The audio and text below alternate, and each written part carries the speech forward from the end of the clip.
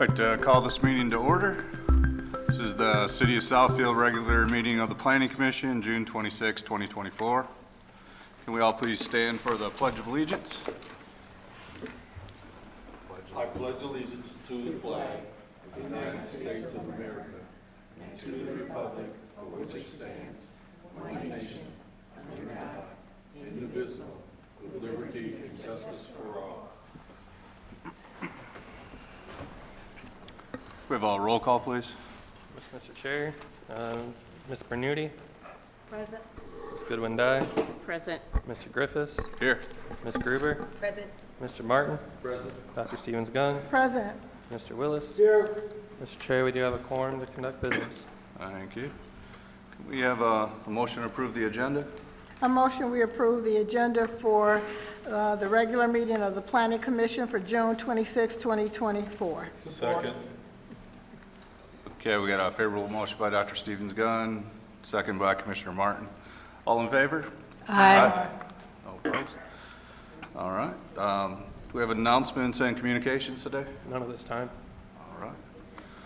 On to the first item. Did you have to be moving quiet now so we can, because they're going already. First item, we have 25155 Greenfield Road. Yes, sir. So this is a rezone of, sorry, one second.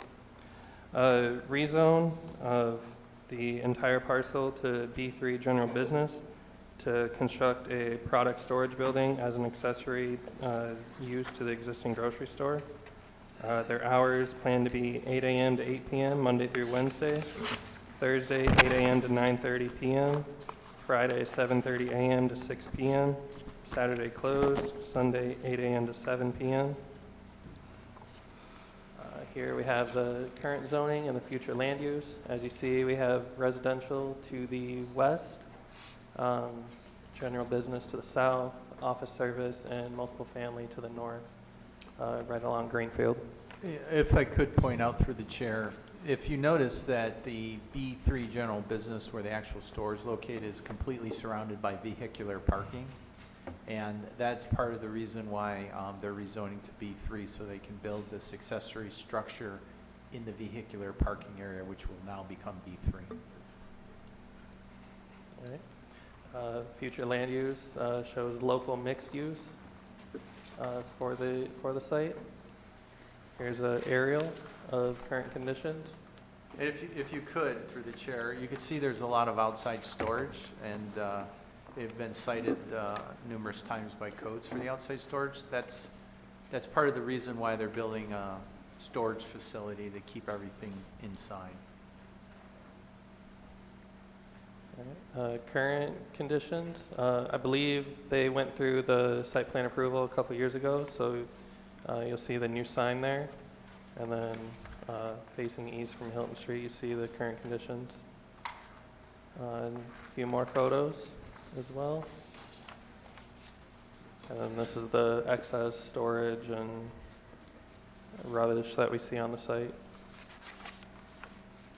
So they plan on putting the storage area along right here, along the residential border.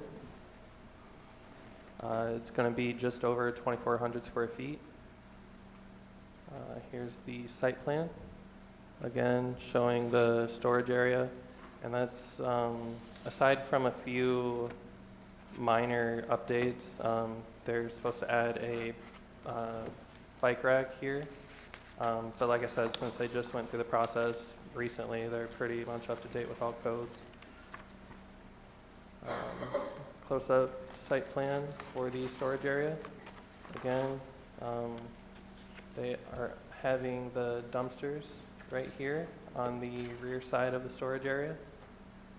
And here is the renderings, north and south elevation for the building, as well as the east and west.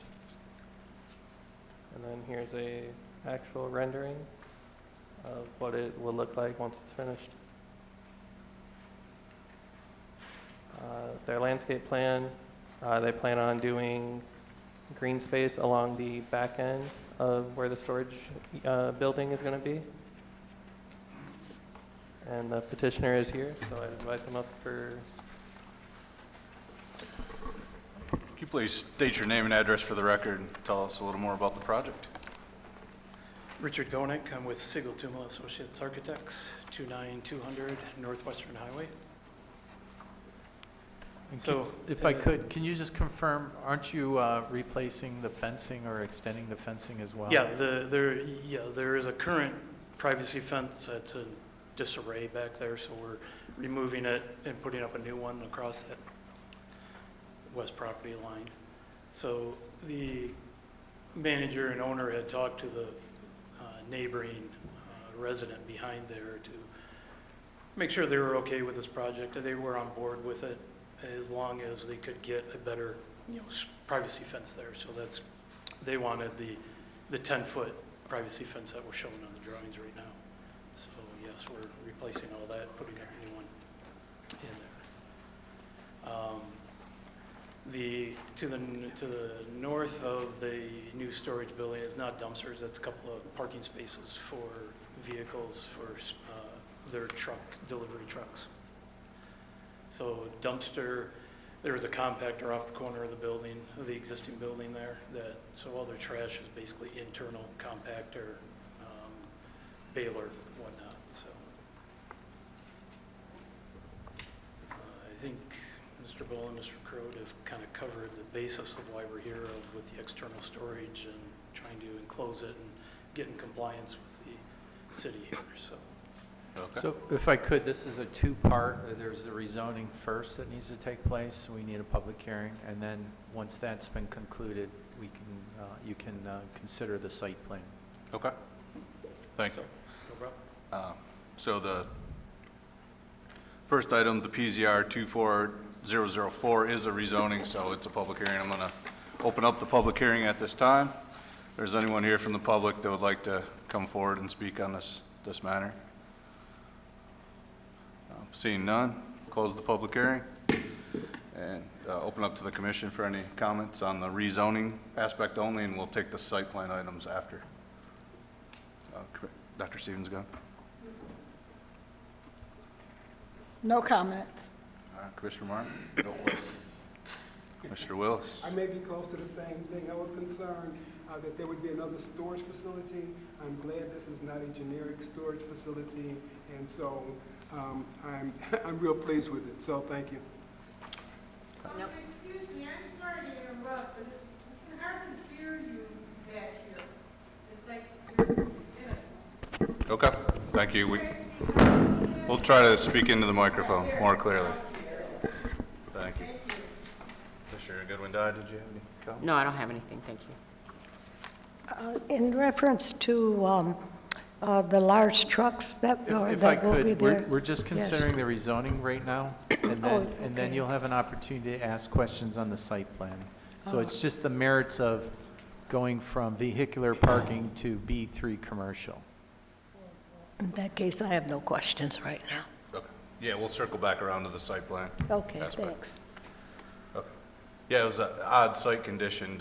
It's almost on an island back there, so it makes sense to just clean up the parcel, from my understanding. So, do we have a recommendation from the planning department? Yes, sir. The planning department recommends favorable recommendation of PZR 24-00004 to rezone 0.7 acres of land at 25155 Greenfield Road from P vehicular parking to B3 general business for the following reasons. The Southfield Comprehensive Master Plan indicates local mixed use for this property, which calls for uses primarily business in nature, mixture of neighborhood, commercial service, and office with accessory multiple family uses. The proposed rezoning of the P vehicular parking to B3 general business would allow for the modernization of the existing market by adding additional indoor storage of stock, the continuation and improvement of the market being consistent with the future land use designation of the site for local mixed use. Thank you. So at this time, we're looking for a motion on the rezoning portion for this project. Mr. Chair, I motion, that's fine. I motion that we accept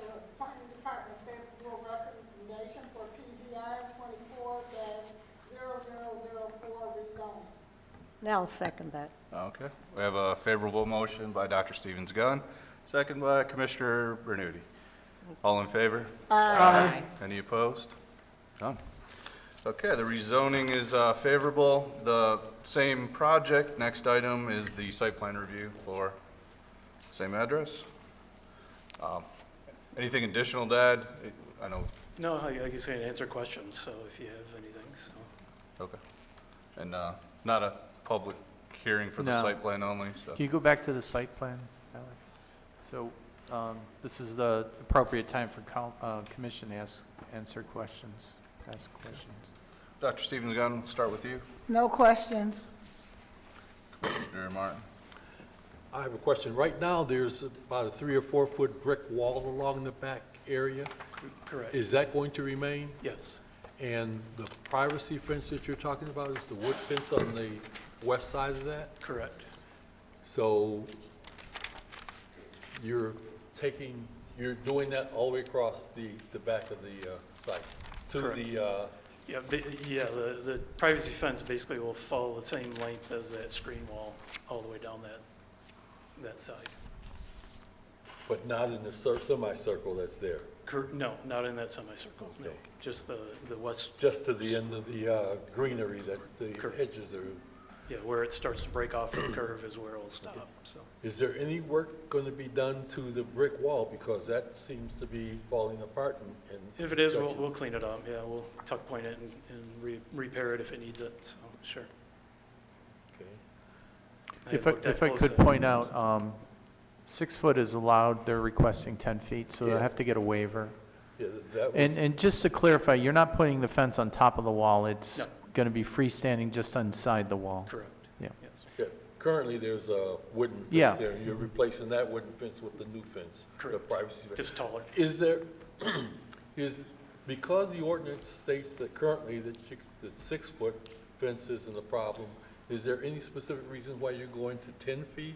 rather than- The neighbor requested it, so we thought we would try to get it if we could, so that was all, so. The reason I ask is later on in today's session, we're going to talk about putting in 8 foot fences Oh. within the, and you're still going 2 feet above that, so. Correct. It was You know, just a making recommendation by the adjacent I resident, and we'll see if we can get it, so if we can, then, Understand, so- yeah.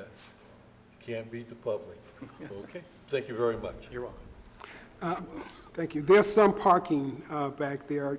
Do you plan to restripe the area around the structure, or? Well, yeah, we were, for the 2 new spots, we'll definitely restripe those. I think down the south side of the building had been restriped a couple of years ago when they redid the parking lot, so it should all be pretty current. But that won't alter the, No, okay. no, we're only changing in the back there, so, and adding a couple of spots for their delivery vehicles, so. Okay, no further questions. Thank you. Commissioner Gerber. No questions. Commissioner. Even with them taking away those parks, they still have plenty of parking for the allotted space? Yeah, I don't believe those were designated parking spaces against their count. This was just their storage vehicles being parked back there. Okay. Yeah, I believe they're we have consistent about- with the parking. Yeah, we have about 7 extra spots on the site, so. Okay. Thank you. Commissioner Bernier. Thank you.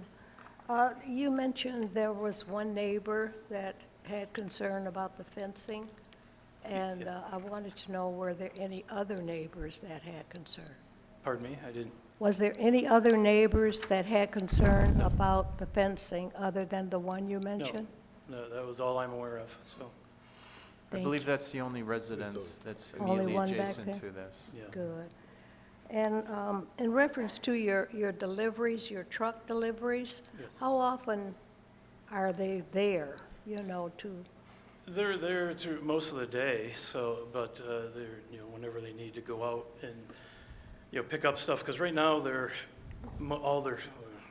all their storage, or not all of it, but the majority of their storage is off-site, so they're wanting to condense all that back on site so they're not going out running around trying to Right. bring it all in, so, yeah, thank you. you're welcome. That's all. Mr. Martin? Just one other question about the building, actually. I was there today, and I know it hadn't rained for a while, and there seems to be a lot of water coming off the Yeah, building. That won't have an impact on the area. We'll be repaving all that area and regrading all that for this project, so. Okay, back there. because I did notice the water trail Yes. going. Okay, Yeah. thank you. You're welcome. All right, Commissioners, any other questions? No. Could we have a recommendation from the Planning Department? Sir. The Planning Department recommends favorable recommendation of the site plan review to construct a product storage building accessory to the existing grocery store at 25155 Greenfield Road for the following reasons. All development features are located so as to minimize the possibility of any adverse impacts on adjacent properties and so as to relate properly to pedestrian and vehicular traffic safety. Site plan does show that access is provided to a major or secondary thoroughfare. Based on documents, facts, representations during the public hearing by the petitioner or their representatives is what the recommendation is based on. Based on the following conditions, it would be subject to approval of the rezoning PZR 240004 by the City Council, subject to the approval of City Council to substitute a 10-foot tall privacy fence in place of a 6-foot screening wall, subject to approval of waivers by the Zoning Board for the rear setback for the storage building. 15 feet is required and they are short 5 feet. The fence height along the rear as well needs a waiver. As stated before, they propose a 10-foot compared to the 6 that's allowed in the code. Site plan and building shall be developed in accordance with all submitted site plans submitted that are dated 6/11/24. Petitioner is to execute a perpetual maintenance agreement. Petitioner is to implement recommendations by the Southfield Police Department and continuous compliance with all applicable ordinances, codes, and statutes. To the chair, Yeah, I had a clarification I should have asked earlier, but go ahead first. I'd like to ask a clarification that, well, add to the recommendation that that brick wall be included, that it be tuck pointed or whatever is necessary to maintain its appearance. Is that covered in the general appearance standards? Or? Yeah. That covers all those things. Okay. But we can add that as an additional comment, is that the existing wall be repaired. So we'll just add that as part of the conditions. Thank you. My question is about the 10-foot high fence. I know we've discussed 8-foot high seems more common out in the world. 10-foot high does seem tall, although if I was the resident, I would ask for that. Is there a if the height doesn't get approved, you're going to negotiate back down somewhere between 6 and 10? Is that the intent with the? I would imagine the ZBA may say 10 is inappropriate, we'll grant 8 feet, so we do 2-foot waiver. Okay, so they won't have to come back in front of this body for any of that. It's just It's subject to the waiver. Okay. Whatever the conditions are. We'll have, one of our planners usually attends on ZBA, so we'll make sure that gets clear. Okay, thank you. All right. If there are no other questions, I'm looking for a motion. Through the chair, I move for favorable consideration, favorable motion for PSP 24-0008 with the additional provision that Commissioner Martin suggested. Second. Just to clarify, do we need to add the additional provision for the maintenance, site maintenance, or is that already covered? The site maintenance is covered, but we will add this as an additional condition that existing wall is to be repaired. Okay, fair enough. So we've got a favorable recommendation on the site plan PSP 24-0008 by Commissioner Willis, second by Commissioner Martin already. Okay. So all in favor? Aye. Any opposed? None? Favorable? On to City Council. Thank you. Thank you. Thank you. Thank you. Have a good evening. So So that's scheduled for July 1, next Monday, for discussion. Good. Okay, we got a quick turnaround here. Okay, what time? It's 6 o'clock is when the meeting 6 o'clock. starts. Yeah. Okay, all right, thank you. All right. Next item is PSLU 24-0012 at Northwestern Highway, 28681 gas station. Yeah, so another gas station coming for beer, wine, and liquor special use. They recently were here for site plan approval back in 2022. If some of you may remember. They are currently close to starting, or I believe they are close to starting construction on that. Their hours of operation plan on being 24/7 with 6 to 7 employees total and a max of 2 per shift. Here we have the current zoning, which is B3 and B1 along Northwestern, with some RT attached single family about half a block away. And then with the future land use, we have regional mixed use planned with multiple family, low density and moderate density right behind it. This is a map showing the current locations for beer, wine, or beer, wine, and liquor sales. As you see, we have a Family Dollar probably about a half mile away, CVS and a Walgreens, and then a liquor store directly behind the gas station. Here's a site aerial and the existing conditions. Like I said, getting ready for the construction. And here's their approved site and landscape plan. And then this is the one where they propose to have a pavement mural on the property. Approved floor plan. And they marked where the or the alcohol sales would be. You see it at the service counter. They have 3 shelves full on the sales floor, and then the walk-in cooler as well. And then the approved elevations, north, south, east, and west. And then I'll invite the petitioner up if he's here. And I'll just add that if you recall, when they were approved, the provision for beer, wine, and liquor sales was not on the books. Also, council just approved the Marathon gas station across the street, but they were not requesting beer, wine, and liquor. So this is just asking for the special land use to allow for beer, wine, and liquor sales. Good evening. I'm Tony with CMA Design Services. We're the construction managers for the construction for the tier group. We actually have a layout. I thought the city had received this. I have several copies. Can I give this to you? I'll take them. Yeah, could you please finish your address for the record? Yes. Our address is 8183 Rhodey, Shelby Township, Michigan. Again, we are the construction managers for the construction of the new facility. The tier group is coming to you for this liquor license to add to their sales. Okay.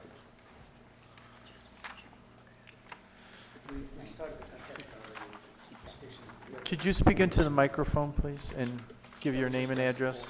Yeah, so construction has begun. Foundations are in.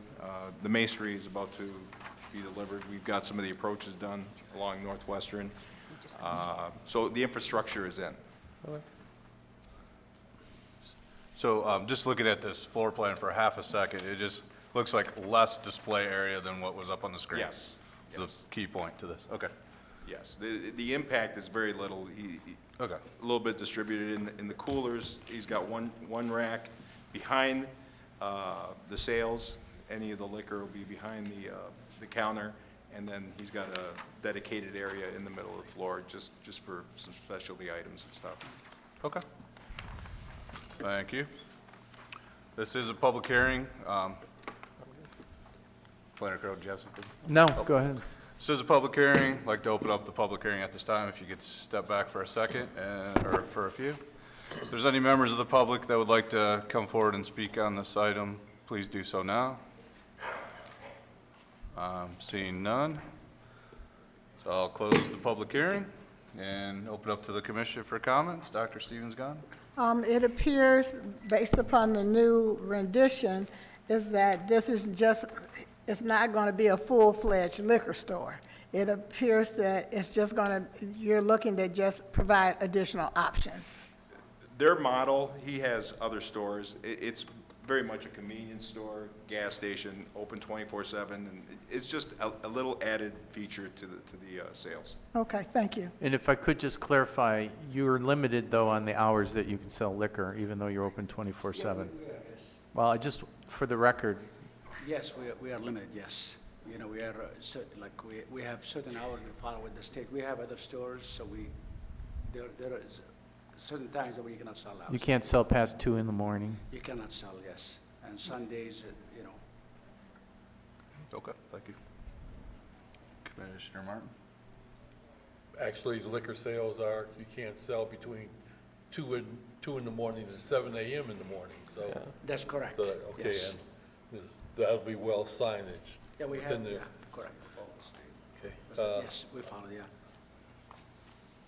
Unfortunately, when the gas station was initially approved, liquor was just starting to be talked about by the city council. So in essence, we're kind of sorry that you had to come back for a second go-round on this because of Correct, the yes. change in city code. But thank you very much.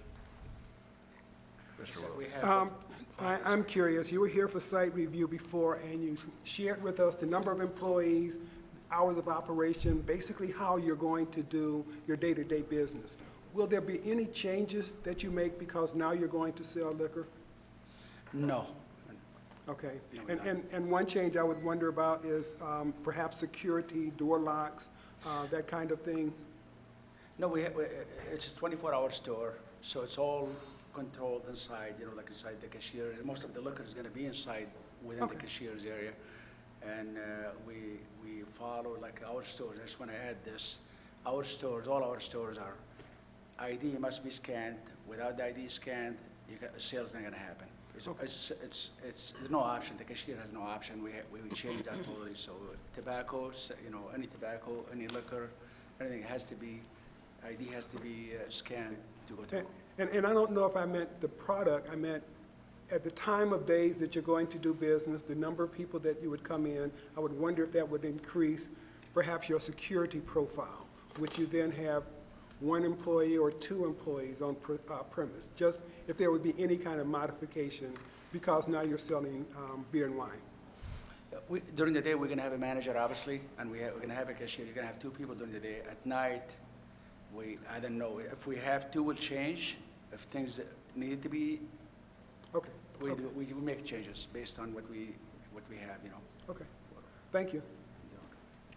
Commissioner Gruber? No questions. Commissioner Goodwin-Dye?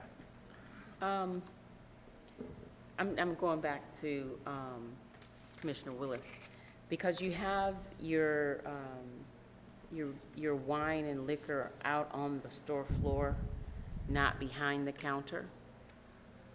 You don't consider that like a security risk? Someone might decide that they want to just take it?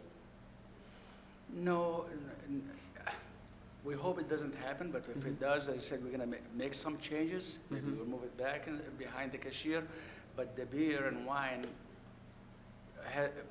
it has to be outside in the coolers, you know, so the coolers have to be open, you know, so you cannot just bring everything behind the. Right. Yeah. But you have wine and liquor Correct. out on the floor? Yes, we have some, yes. Okay. Commissioner Bernuti? Yes, based on that same question, will you require additional cameras that are going to be targeted toward those new Yeah, products? Yeah, the whole store will be covered inside out. Outside the store and inside will be all cameras. Okay, thank you. You're welcome. Well, I don't know how many gas stations have asked for this addition of beer and liquor sales, so it's not that we're not looking at your project closely, it's that we all have learned the rules and you've checked all the boxes in the presentation, so it was a rule that changed, and now you meet the new rules as far as I see. So, could we have a recommendation from the planning department on this item? Yes, sir. Planning Department recommends favorable recommendation of the special use request by Tier Management to add beer, wine, and liquor sales to gas station convenience store under development at 28681 Northwestern Highway for the following reasons and following conditions. The proposed use will be of such size and character that it will be in harmony with the appropriate and orderly development of the general business district. The location, size, intensity, and periods of operation are designed to eliminate any possible nuisance likely to emanate there from which might be adverse to occupants or any other nearby permitted uses. The proposed use is in accord with the spirit and purpose of this chapter and objectives. The proposed use is of such character and the vehicular traffic generated will not have an adverse effect or be detrimental to the surrounding land uses or adjacent thoroughfares. The proposed use is arranged so the site will eliminate any adverse effects resulting from noise, dust, dirt, glare, odor, or fumes. Excuse me. The proposed use will not be adverse to the promotion of health, safety, and welfare of the community. The proposed use is designed and operated so as to provide security and safety to the employees and general public. This recommendation is based on the documents, representations, and stipulations submitted with the application, and also with the following conditions. It is subject to compliance with the conditions of PSLU 21-0011 and PSP 21-0012, as previously approved by City Council in May of 2022. Continuous compliance with all applicable ordinance, codes, and statutes, and the petitioner must perform all work under the submitted plans and permits, and their hours of operation, 24 hours a day, and alcohol sales prohibited per state of Michigan regulations, which is no liquor sales between 2 a.m. and 7 a.m. Thank you. So to the Planning Commission, looking for a recommendation on PSLU 24-0012. Commissioner, I'd like to make a recommendation for PSLU 24-0012. Support. Okay, we've got a favorable recommendation by Commissioner Bernuti, supported by Commissioner Willis. All in favor? Aye. Any opposed? None. Thank you. Thank you very much. On to the City Council meeting next. So Monday, July 1st, you'll be back here. Okay. Next item is a new Glassman Kia vehicle showroom and service building. That is PSP 24-0009. Yes, sir. So this is, like you said, the current Glassman car dealership. They're looking to add a second building that will be a Kia dealership. They require a special land use for the auto sales, a special land use for auto sales was approved for the site in 2018. Off-site vehicle storage, they have on 8 Mile and was also granted special land use and site plan approval in 2004. Their planned hours of operation are 9 a.m. to 8 p.m. for their sales force, Monday through Thursday. Tuesday, Wednesday, and Friday, 9 a.m. to 6 p.m. And on Saturday, 8 a.m. to 2 p.m. Meanwhile, their service department hours are 7:30 a.m. to 6 p.m. Monday through Friday, and Saturday, 10 a.m. to 4 p.m. with 35 to 45 employees total. Current zoning, we see RS Regional Shopping with B3 General Business adjacent to it, and a little bit of multifamily touching it as well. For future land use, we have it labeled as regional mixed use. Here's a site aerial. Current conditions. See the mural on the building right there. And then their landscape plan, they plan to spruce up along Northwestern Highway and on the back side. And then here's their parking plan. They have used car and employee parking in yellow, Kia customer parking in blue, and then their display and storage, a light green. And then they also have their snow storage here in the pink. And then with the new building, they also plan to have an EV inspection area. Their floor plan, mainly just service bays and offices with a showroom on the front side. And then, yeah, again, here's the EV storage area. The elevations as shown, I believe they're still in the works with Kia. They're trying to get, whatever Kia requires. So this is what we have at the moment. And then a rendering of what the finished product would look like. I'll invite the petitioner up. Please state your name and address for the record. Tell us a little Good more about- evening. My name is Ken Moreland, 29895 Greenfield Road in Southfield. I'm here with the applicant, Mr. Michael Glassman, to, as Alex had said, try to have a discussion about approval for a new Kia showroom.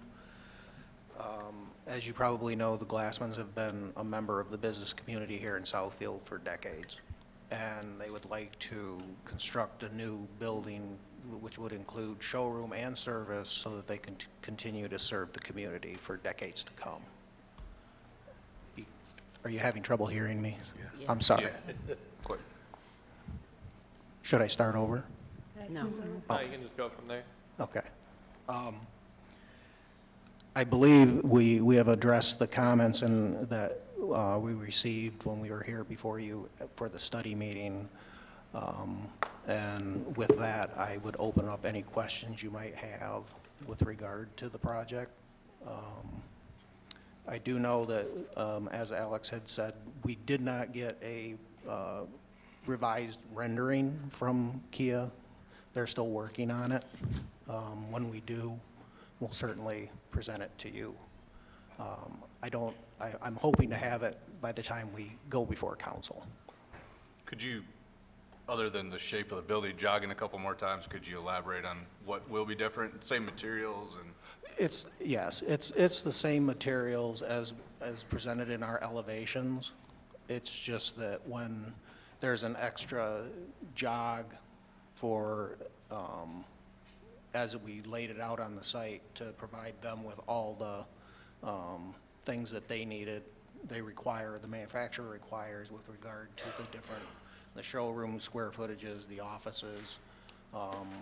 We did manage to provide, one of the comments from the last meeting was for the EV service bays, and there was a comment regarding the fire department and how they can access the vehicles if they were to catch on fire within.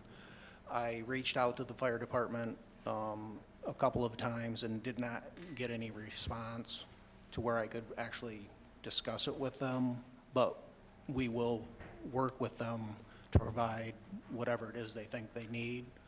We did provide an area just adjacent to the drive behind the EV charging service bays, which will not have any parking, for hopes of whatever apparatus they'll use it'll suffice. But until I can talk to them, I'm not sure what it is that they're going to require, or actually what they're going to use to winch the vehicle out of the building.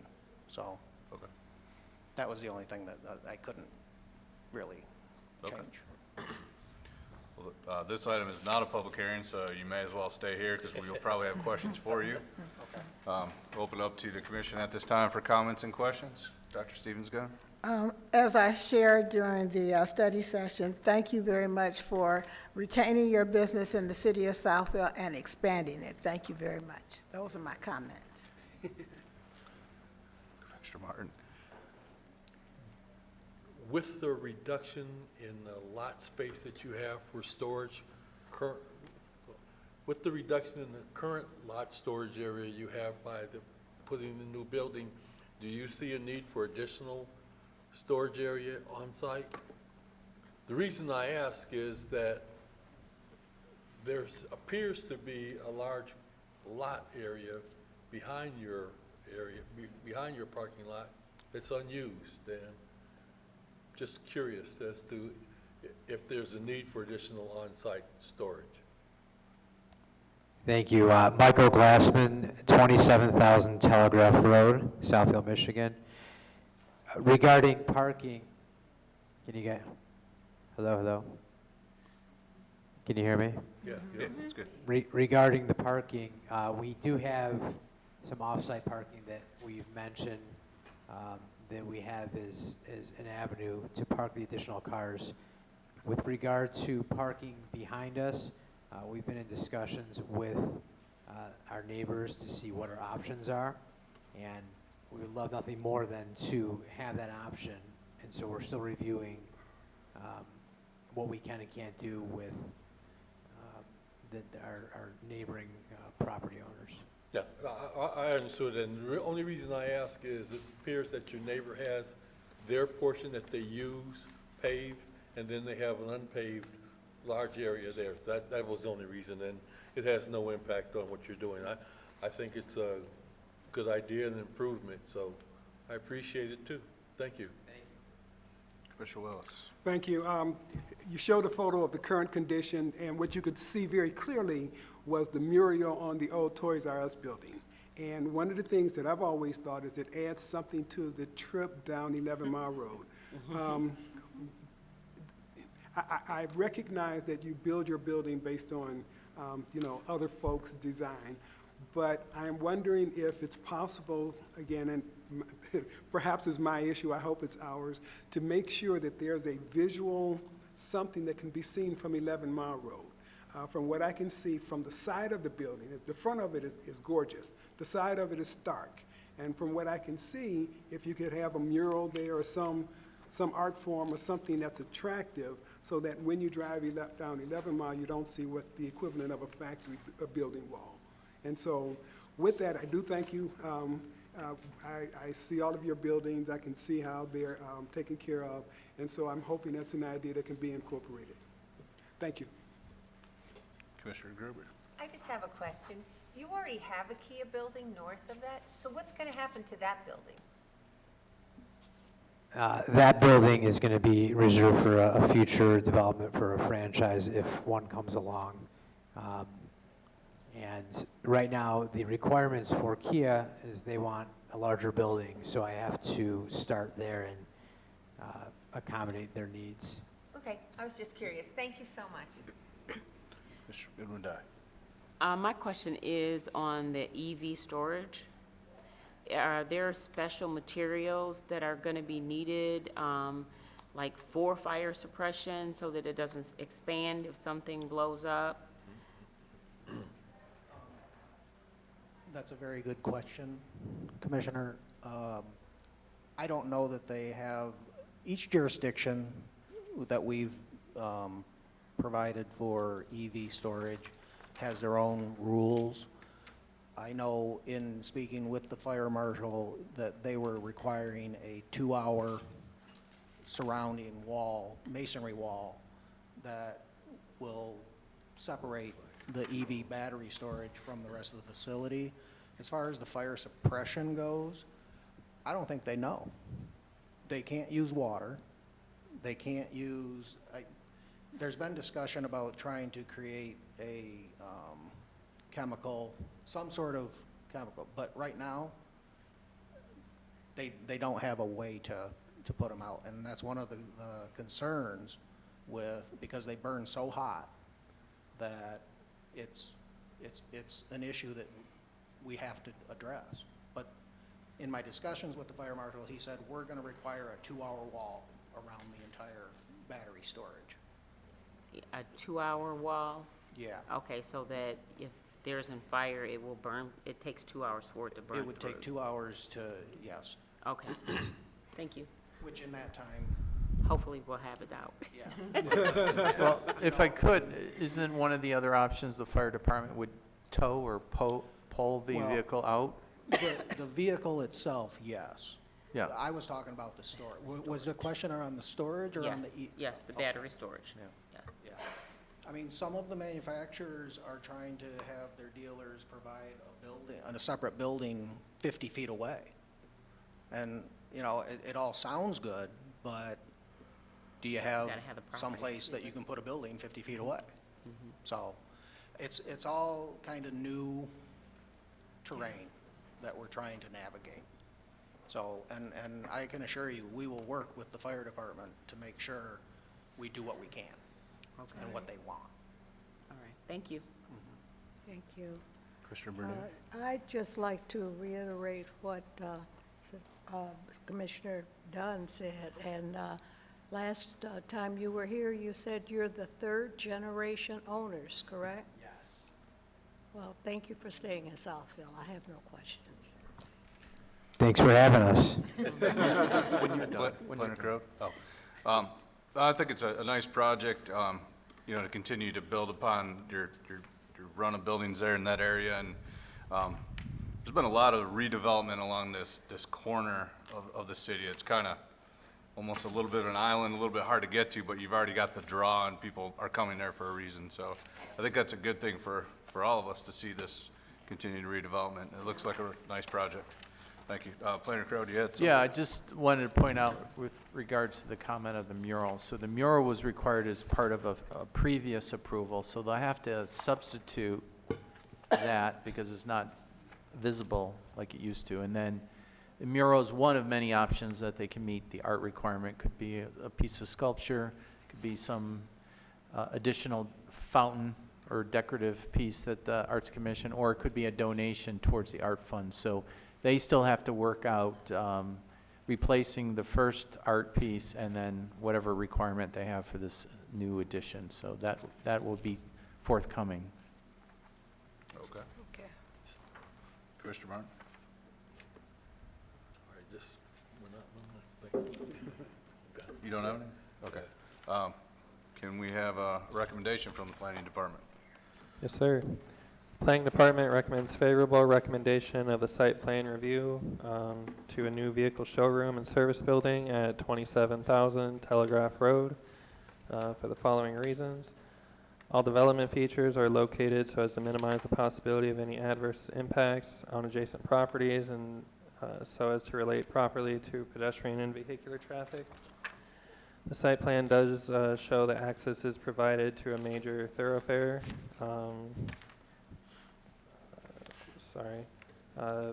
Major thoroughfare freeway service drive, and that a proper relationship exists between the major or secondary thoroughfare and parking areas in order to encourage pedestrian and vehicular traffic safety.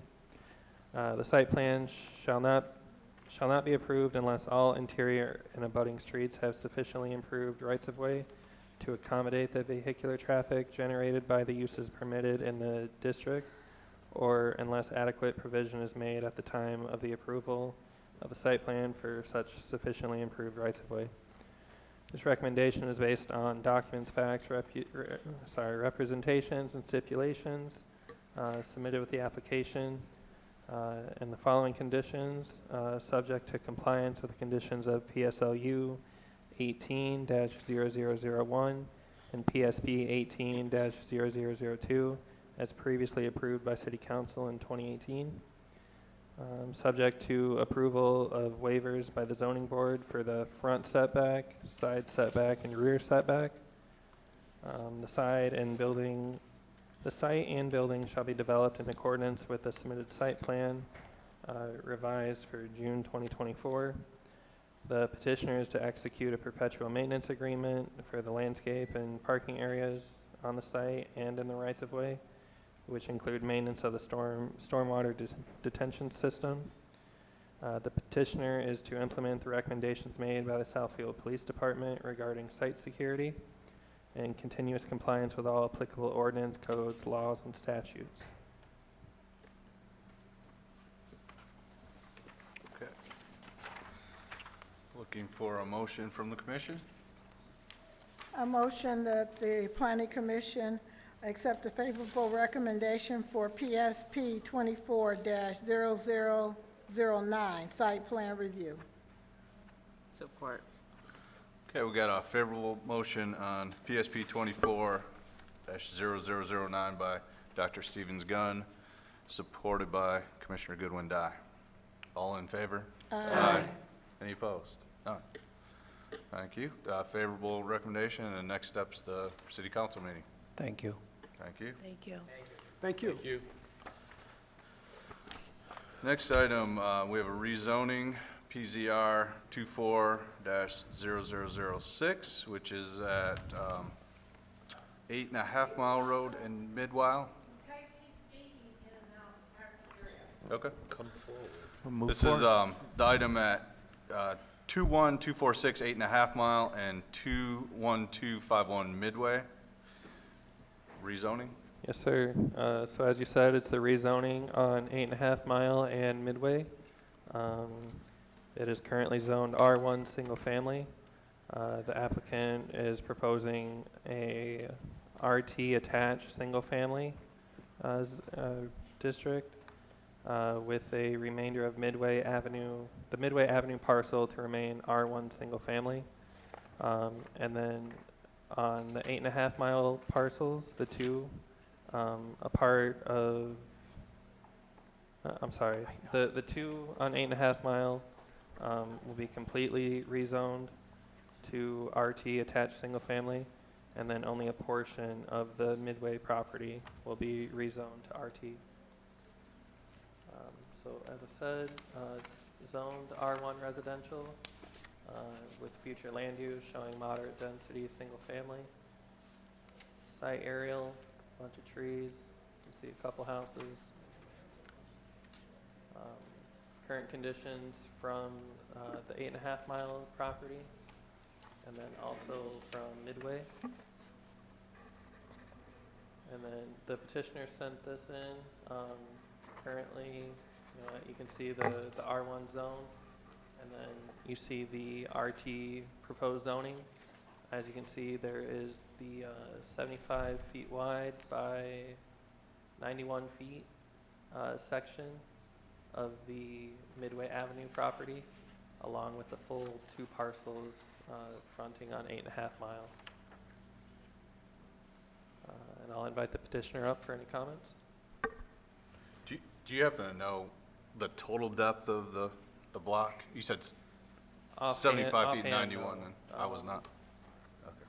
We- Could you state your name and address for the record and tell us anything about the project that you'd like to add?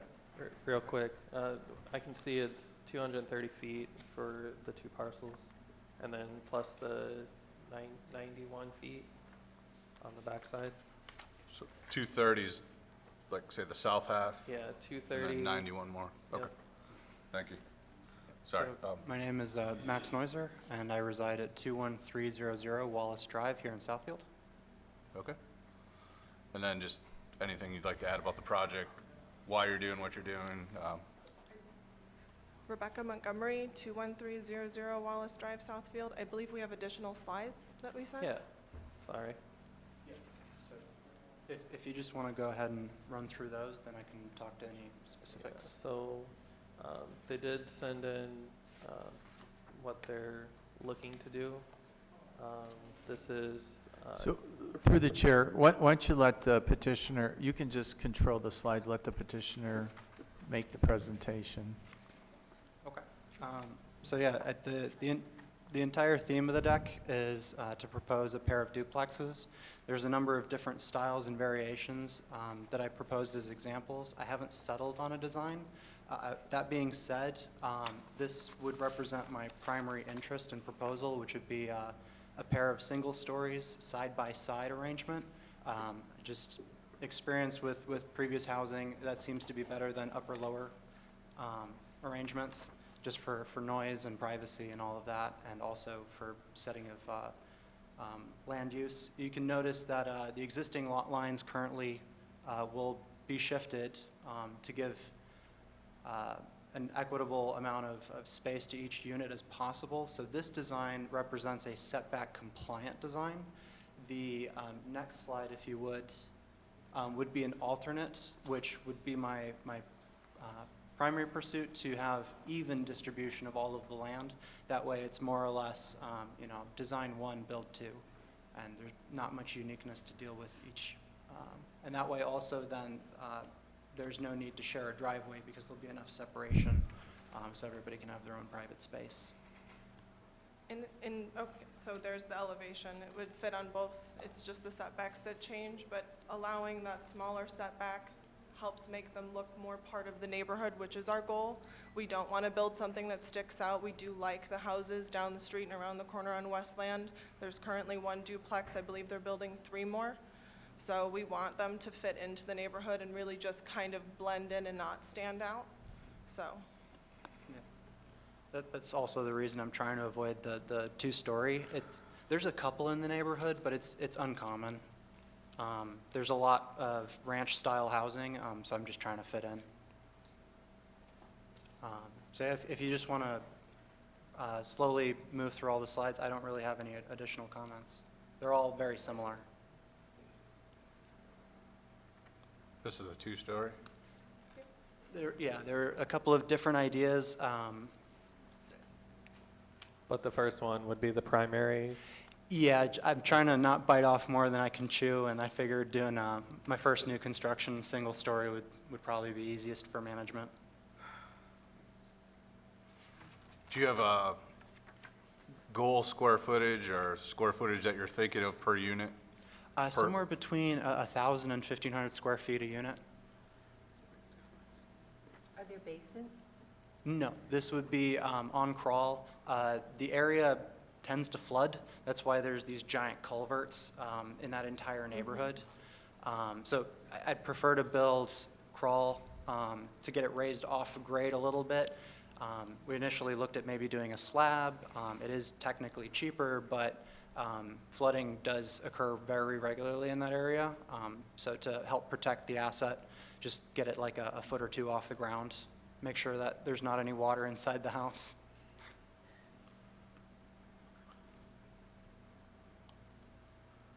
Are we opening this up for questions? Yeah, I was After watching he that. finishes his presentation, then we have to have a public hearing, and then you can go to questions.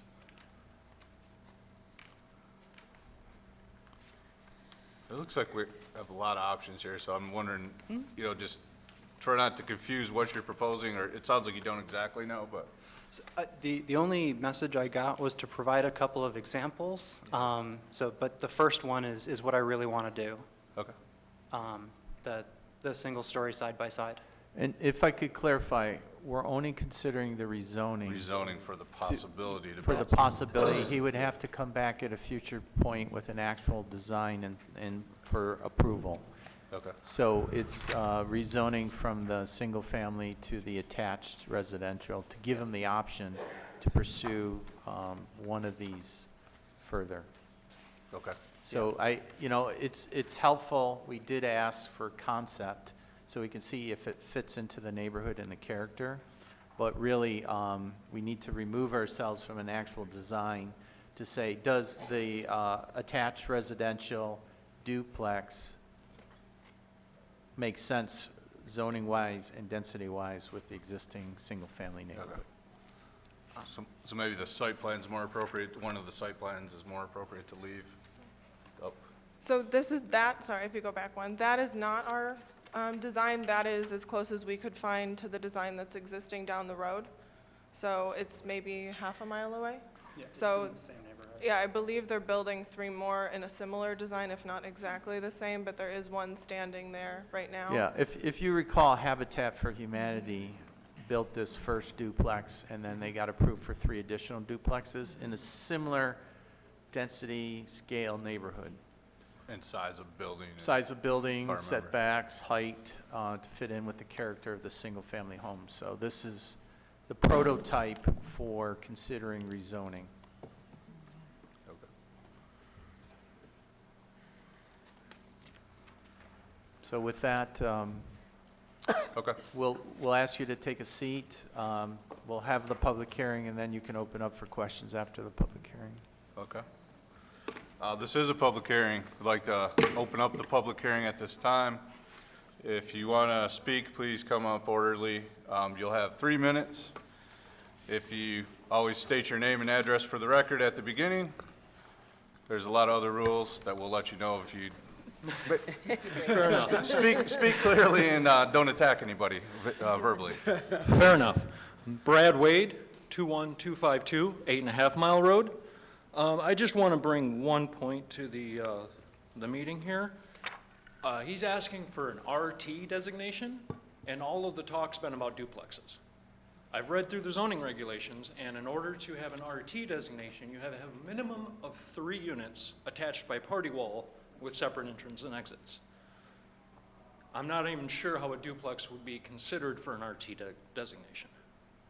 Maybe that's my ignorance, or maybe I read it wrong, but that does seem the first point to be brought up. Thank you.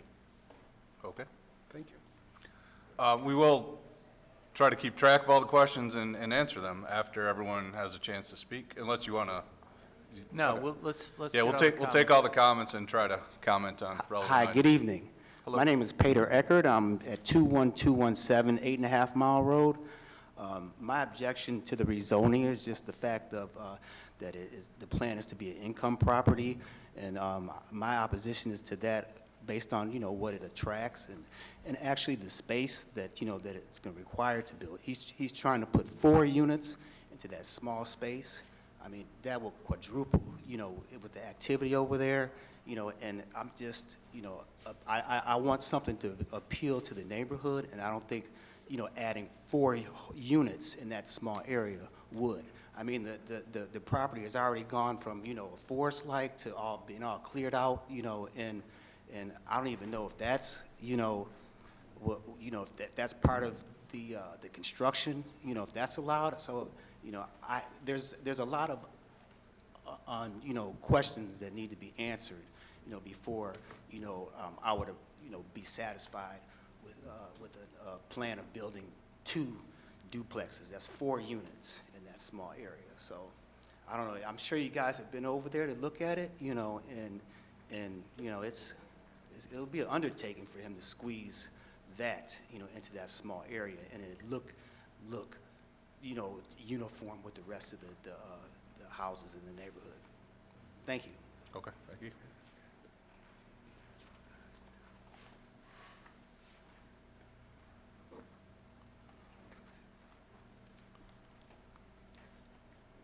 Sorry I kept asking you to speak up. My name is Debbie Egan West.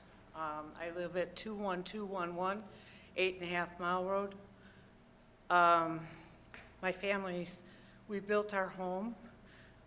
We were here before Southfield was a city. And I don't know why we need to have a duplex in the neighborhood when the majority of the homes, they're all single-family homes. I mean, I don't think we need to have a duplex. And the other thing is, what I don't understand is when he started clearing the property originally, I didn't see any permits to cut down the trees, or when he started having fires to put the tree limbs and branches in, because it's not real fun to wake up in the middle of the day, and you got all this smoke filling your house because the windows were open. So I probably am, been on the street the longest of anybody talking, and I don't think we need to change from single-family homes to duplexes. Okay, that's all I have to say. Thank you.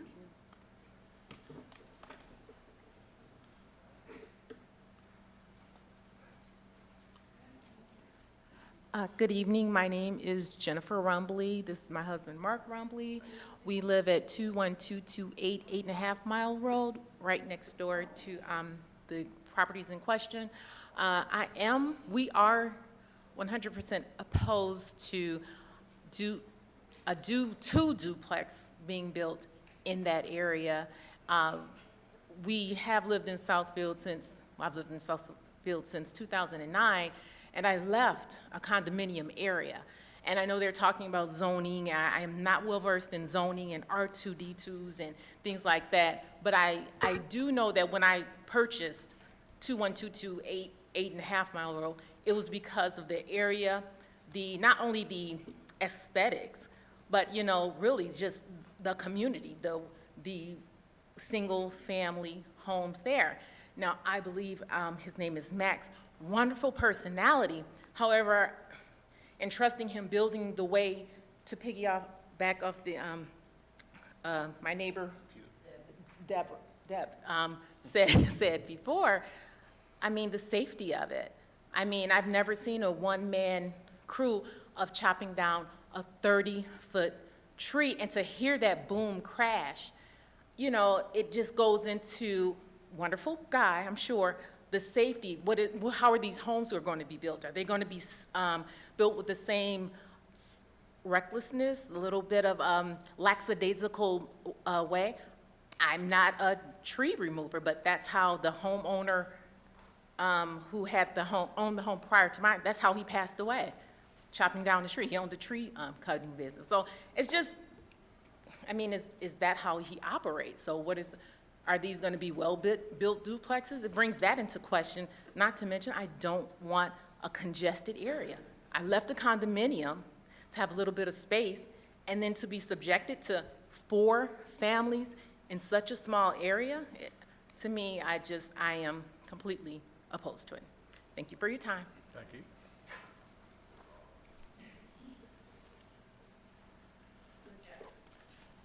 Good evening, all. My name is Brian Kelly. I live at 21227 8.5 Mile Road. And I believe what everybody is getting confused with is that what's being proposed there. My question is, if you look at the map that's up on the wall, everything is uniform. Everything has been already zoned, already categorized, and I believe everyone moved over there for their own reasons. They wanted the piece of having single-family homes there. That's what attracted me to the area when I purchased my home 15 years ago. I submitted a letter, I don't know if you all have it, and I submitted a letter expressing some concerns that I really had because I did not believe that we would be here at this point. I understand change is inevitable and change is going to come. But in looking at the site map, I just believe that it's going to be more of a nuisance than a benefit. I believe that when you think about a single-family home and you look at the area, because most of us sit on a little less than a half of an acre in our area. So it's very open, very wooded, and very peaceful. And I would like to keep it that way. I'm not here to discuss what's going to go there. We're here to discuss if it's going to be rezoned or not. That's all I have to say about that. Thank you. Yeah, through the chair, sir, if you submitted your letter, we're going to read it into the record after everyone had a chance to speak. Can I just get your name again? I'm sorry, Brian Kelly. Okay. Is that the one that we received? Mm-hmm. Yeah. We traditionally read letters after the public has had a chance to speak. I was going to suggest that a letter or email to the planning department is a great way to get all your thoughts out without the fear of public speaking aspect of it. And it does get received and read and passed on to city council. Yes. Yes. Ma'am? Yes, hi, I'm Kimberly Bright. My address is 21237 8.5 Mile. I'm directly across the street from the proposed zoning development. And I basically came to the neighborhood in 1986 because of the greenness, the peace and quiet, and I feel like that building 2 units with 4 families across the street might be a little bit too much noise and congestion for my liking. So I just came to make that statement and hope that the neighborhood, actually, there were some rental properties on the block that seem to have been purchased now, and it seems like the neighborhood is really getting even more stable since that has occurred. So I question bringing 4 rental properties in there. Just want to keep my peace and quiet. Thank you. Thank you. Any other public comments? Yes. My name is Janet Moody, and I live at 21256 8.5 Mile Sorry, Road. can you say your name again? Janet Moody. Janet. I'm another longtime resident. I moved into my house in 1976 for the same reasons that others have mentioned, because of the large lots, the quiet neighborhood, and I've stayed there for all these years because of that. And I feel that our neighborhood is a stable neighborhood. I understand on Westland and some of the other streets where the Habitat houses have gone in and are going in, that those blocks may not have been quite as stable. I feel that we have a much more stable neighborhood. And while they may be benefiting those neighborhoods, I don't see that we will reap the same benefit. I do have the concerns about increased traffic and increased congestion, and the potential for rental properties, which may attract a different group of people than people who are living in single family dwellings that are perhaps more stable. So I oppose the rezoning. Thank you. Are there any other members of the public that would like to speak on this item? Seeing none, we'll close the public hearing. We'd like to And, read the letter that we received yeah, into absolutely. the record. So the letter begins, hello, my name is Brian Kelly. I'm a retired disabled vet and have called Southfield home for 15 years. I currently reside at 21227 8.5 Mile, directly across the street. I'm writing this letter opposing the above proposal regarding the rezoning from R1 single family to RT. The property located at 21246 8.5 Mile Road is currently zoned R1. And when recently purchased, had a single family dwelling located on the property in a residential area. The owner was aware of this at the time of purchase. The owner is requesting that said property be rezoned from R1 to RT, although the property does not meet the criterion based on required land requirements and zoning, and is soliciting the neighborhood for an additional 90 feet. In addition, the owner has not provided official site plans, builder blueprints, nor do they have a concrete go-forward strategy. The owner has verbally communicated to me his intent. His intent is to build affordable housing, which includes a multi-unit duplex on the land as an investment property, as the owner does not intend on residing at the property. Additionally, this proposal would change the entire landscape of 8.5 Mile Street, further compromising the aesthetics defined as a branch of philosophy dealing with nature and the beauty and taste with its creation and appreciation. Aesthetic value of a community includes simplicity, balance, harmony, proportion, originality, and cultural significance. Respectfully, I will be attending the meeting on 6/26/24 at 6:30. If you have any questions, please reach out. Thank you. Lieutenant Crowe, did you want to respond to some of the more technical zoning questions that were asked in the beginning? That was a good question. There was a question about RT zoning is minimum 3 attached units, which it states in the ordinance, but it also on the subsequent paragraph says that the council may approve fewer attached units based on the density and character of the neighborhood.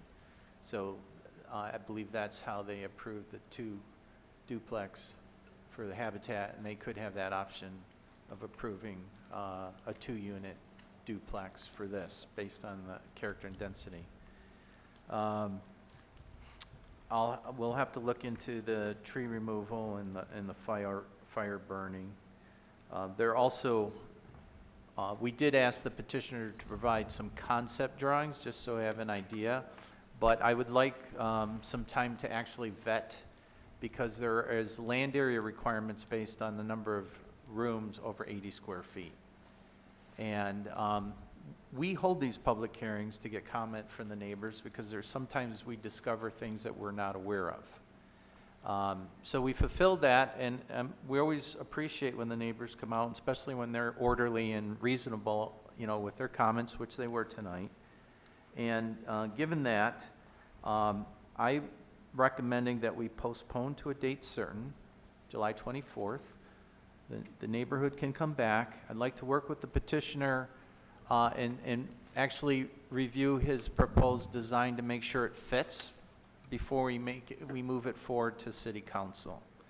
And again, they meet the minimum land area to consider the rezoning, but I want to make sure that the land area is large enough at least to move forward with what their proposed designs are. And then we'll bring it back on July 24th and have further discussion, and then you can make a recommendation at that time. Okay. So that my recommendation is to postpone to a date certain. Now, given that, I still would ask that the petitioner come up and answer any questions that you have, so that we can vet further information and give him an opportunity to respond to some of the comments that were made tonight. Okay. Just so that everybody that is here can hear that. Also, as you had stated, the neighbors have a right to submit additional written comments to our office prior to moving forward with the City Council, and there will be a second public hearing at Council, which they will all be notified separately. So there'll be additional opportunities for public comment. Okay. So, so we can have our, we can still have our discussion while everyone's here. Yeah, Okay. ask your questions. The petitioner can answer, respond, and then we can take further notes. But at this time, given the fact that we had such a turnout, I think it would be good to further vet this before you make a recommendation. To the petitioners, could you please come back up to the mic? And we're going to open up to the Planning Commission for comments and additional questions. Commissioner, or Dr. Stevens, go. First of all, again, I appreciate your efforts, and I'm going to give you an analogy. I'm a golfer. All good putts don't go in. That's my comment. Commissioner Martin. On one of the drawings you have, you noted that there's a new lot line. That lot line would be for what's built, not for the actual lot line that exists currently. Right. Because you're not changing the lot lines, you're just Right, combining it's just how it would be divided up for the 4 units. Okay. Currently, there's a pile of, currently there's a garage. Is that part of your, just with the front off of it? Yeah, so the reason why that's that's... the one side of the property line. Right, so the reason why that's still there, I was going to proceed with demolition, but I wasn't sure if this is going to get approved or not. So long story short, there's a garage on the site, you're correct, and the reason why it's still standing is because in the event that this is declined and I can't rezone and I'm forced to build 2 single-family homes, my intent is to reuse the garage. Okay. As far as tree removal, have you removed trees from there? Yes, sir, and I cleared with the... Yeah, so I talked with the, I forget the name of the department, but the people who deal with the tree permits. Yeah. I was told that dead, dangerous, imminent to life trees, ash trees, pine trees are allowed to be removed without a permit. So far, I have removed only trees that are allowed to be removed without a permit. There are 5 or 6 more trees that I would probably need to take down depending on the site plan that are alive. I will need to apply for a permit for the live trees. Was there an ash tree removed? No ash trees. There were 2 dead pine trees. There was, that's got to be. There hasn't been an ash, I haven't seen an ash tree. Yeah. I've taken pictures and videos of everything if you need to know which ones I removed and what they look like before they were removed. Have you burned any of the wood that was there? Because that's a fire hazard and you have to have fire department approval for that. Yes, so I talked with the fire department as well. They said open burning is allowed within Southfield city limits as long as the fire ring is less than 3 foot in diameter. The reason why I'm burning, I actually don't want to burn. The reason, I know somebody was upset about that. I actually don't want to burn. Because I'm considered a construction site, I am currently not afforded the services which I'm paying for, which is garbage service as well as chipping service. I'm denied both of those, so I have to remove it somehow. And that's the reason for the cords of wood. I did try putting it out on the street, and then I got an orange tag that said, because you're a construction site doing land clearing, you are denied the service. Okay. It was a lot of effort to move all that back. Yeah, yeah, and there's a lot of stuff to remove on the land Yeah. currently, too. So I'm trying to do everything by the book. You know, the previous owners obviously didn't do anything by the book. I'm very much trying to find the guidelines and follow them. Are you doing it physically? Yes, sir. Okay. I currently have a lot of time on my hands until I know where I can go with this, and then I'll start hiring crews. I've got a builder lined up. He's currently doing reconstruction work down south until I'm ready. I've got my bank lined up. She's just waiting on which way we're going, 2 houses or 2 duplexes. And you have you purchased the land already? Yes, so- in cash. All right, so I'm done for now, thank you. Okay. No, No? No. Through the chair. No, No, no, through- no. Through the chair, hold on. We've already taken the public comments. If, please follow the process and No. say email. No. Commissioner No. Willis. Thank you. I'm not sure if this is directed to you as much as to Planner Crode. When I look at the grid design of the lot that you're on, you have a partial lot in back of it. It's just, and I am wondering, with that partial lot, if it in any way, to your knowledge, would it chill any future development? Would it chill a subsequent purchaser if he hopes to build a home? Would it? Oh, you're talking about the Midway property? Yes. So we did look at that because we wanted to make sure that there was not a zoning misconformity. I forget the name of the word. Yeah, so we did verify that that's not going to cause any issues with the site. In fact, the site is so built out that it actually has run up against its lot line limits. Construction is like 30% of area allowance or something like that. So, and the fortunate thing for me is the owner on Midway, he's a builder. He's very familiar with the code, and he's taken a look at it as well. He can't build anymore on that property because of the rules. So it's not going to disable anything on that property because you physically can't build anymore as it's zoned anyway. Okay. And I can verify that Mr. Payson reviewed to make sure that he wasn't creating a nonconformity for that other single-family lot. Non-conforming. Okay, fair enough. Thank you. Commissioner Gerber. When you were here the last time, we talked about, are you gonna rent these or are you gonna sell them? Have you made a decision about that yet? No, and I do remember, I'm just terrible with names. I know Mark, I forget your wife's name. But for example, they mentioned that one of their relatives is looking possibly for somewhere to live. I'd be very open to selling or renting. I haven't really made my mind up on the business case yet. Okay. I'm open to either. That's why. If you could, excuse me, you need to, excuse me. You need Yeah, to just- direct your just keep all comments to the comments commission. through the Just- chair. Yeah.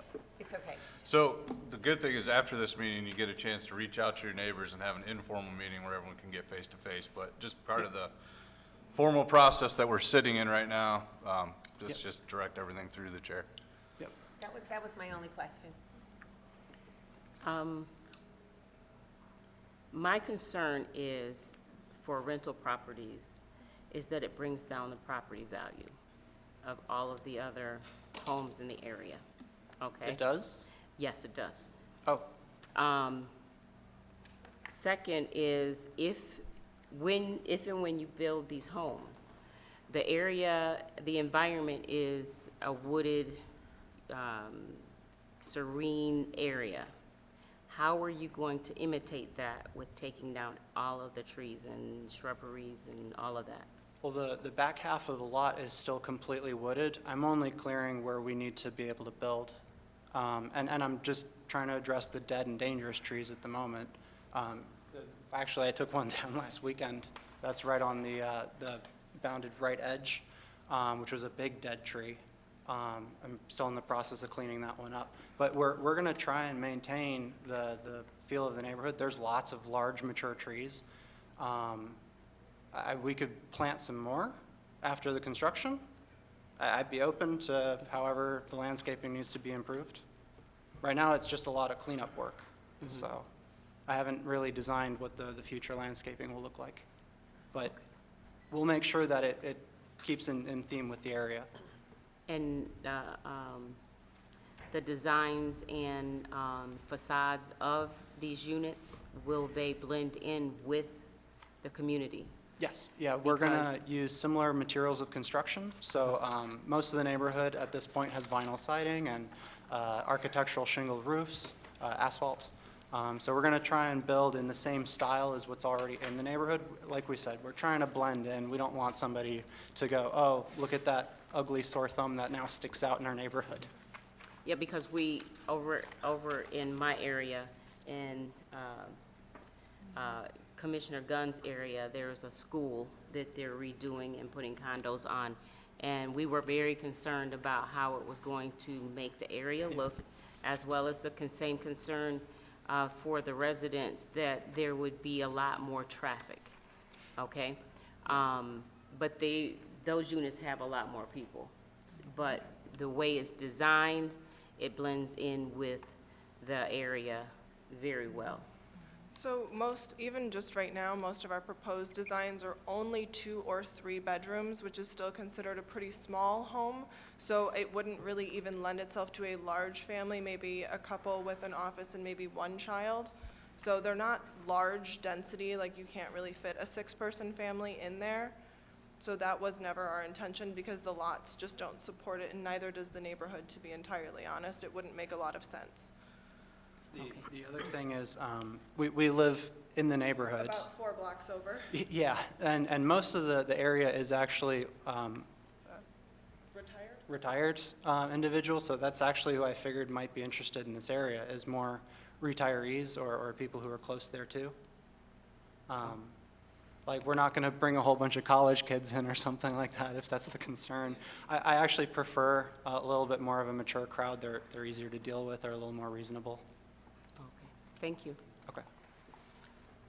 Mr. Bernuti? I don't have any questions at this time, but I'm in agreement that we should postpone this and have more information from the residents as well as any additional questions we may have, because there's just, for me, it's too many ifs. Thank you. Yeah, I'm interested in a different type of housing because we have a lot of high-rises that I think are very antiquated in Southfield. They're very high density and they may have some bad reputations. We have a lot of really large single-family homes, large lots. There is this missing piece. We say the planning buzzword, missing middle housing, and that is important and it needs to happen. What does that look like? It's all new to everybody, so everyone's confused. So I definitely want to talk about this more. I'm glad we are postponing this because I should need to excuse myself in a minute to get to another commitment. So it's interesting, it's new, and it's, you know, it's hard to visualize looking at a wooded lot, how it's going to fit in, how it's going to change it. I'm not saying it's bad, I'm not saying it's good. I think there's a need for more housing. I'm in the construction and design industry as my day job, my night job, my weekend job, all of them. Housing is very expensive. Like, you can't afford to rent a new house cheaply. You can't. So like the price that it needs to rent for after you build it to all the construction codes and everything, it does bring in a higher level of person that you can't, unless there's a lot of government subsidies. It's hard to do, and I've sold rehabbed houses to retirees. I've sold rehab houses to young families in other cities, and there's not a lot of like nice move-in ready, no maintenance properties in the world, or they're very expensive. So that's definitely something that is missing in Southfield and we need more of. And it's hard to do because there's so many rules. Like, you can't take down a tree. You can't do this. The building department's looking at you. You can't come in and build a cheap, dangerous product. It's just, you can't do it. So there's a lot of safeguards in place for new housing. And personally, from my experience, I believe rentals are not a bad thing. You can get a different person. There's a lot of additional safeguards and inspections in cities like Southfield on rental properties. It actually, in Southfield, has contributed to a lot of renovations and improvements for the people that do it by the book. And there's a lot of them don't, but there's some good ones out there. So I don't like blanket statements like rentals are bad and people that rent are bad. Maybe you only want to be in a city for a year and then you move on, you get married, you do whatever. And but I think new housing is always a good thing, and I think a different type of housing is, we need some of it. It's hard to be first. I don't have a golf analogy, unfortunately. Too bad at golf. I do need to excuse myself. I do recommend that everyone, we postpone this and talk about it again. Commissioner Willis, would you please take over as the chair? I will. I will try not to leave meetings in the middle in the future. Okay. Thank you. Happy, yeah. So through the chair, unless there's any other questions, my recommendation is to postpone to a date certain of July 24th.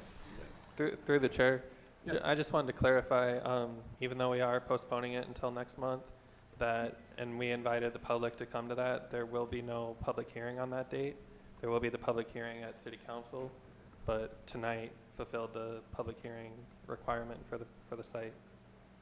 And that adjourn date will be, July 25th. thank you. Okay.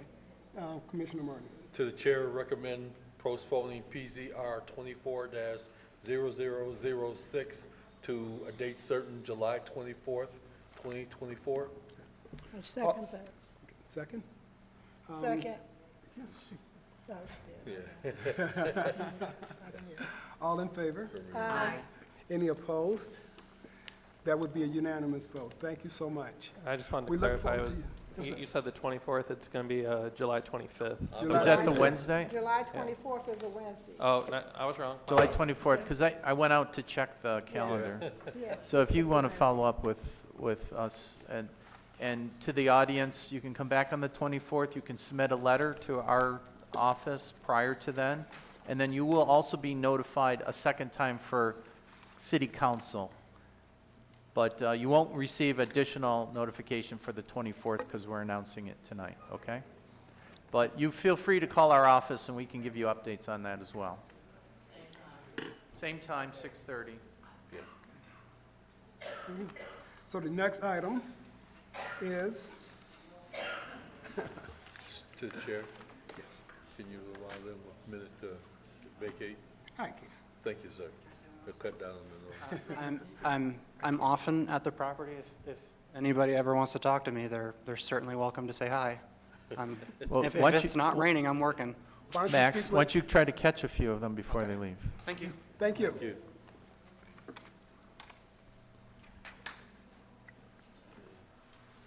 Yeah, I believe the next item is the special use of Laser Park. Can we hear from the planner? Yes, sir. So this is by the Southfield Parks and Rec Department at Losser Woods. They plan to improve the park. Can we do this? I cannot hear anything. Thank you. I just asked them to move away from the door, please.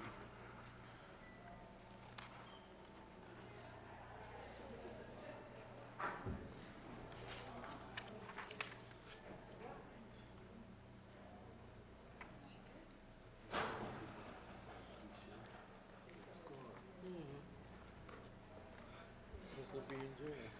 Yeah. Who's gonna be in jail? Yes. I thank you. That might be as quiet as we are going to get. Okay.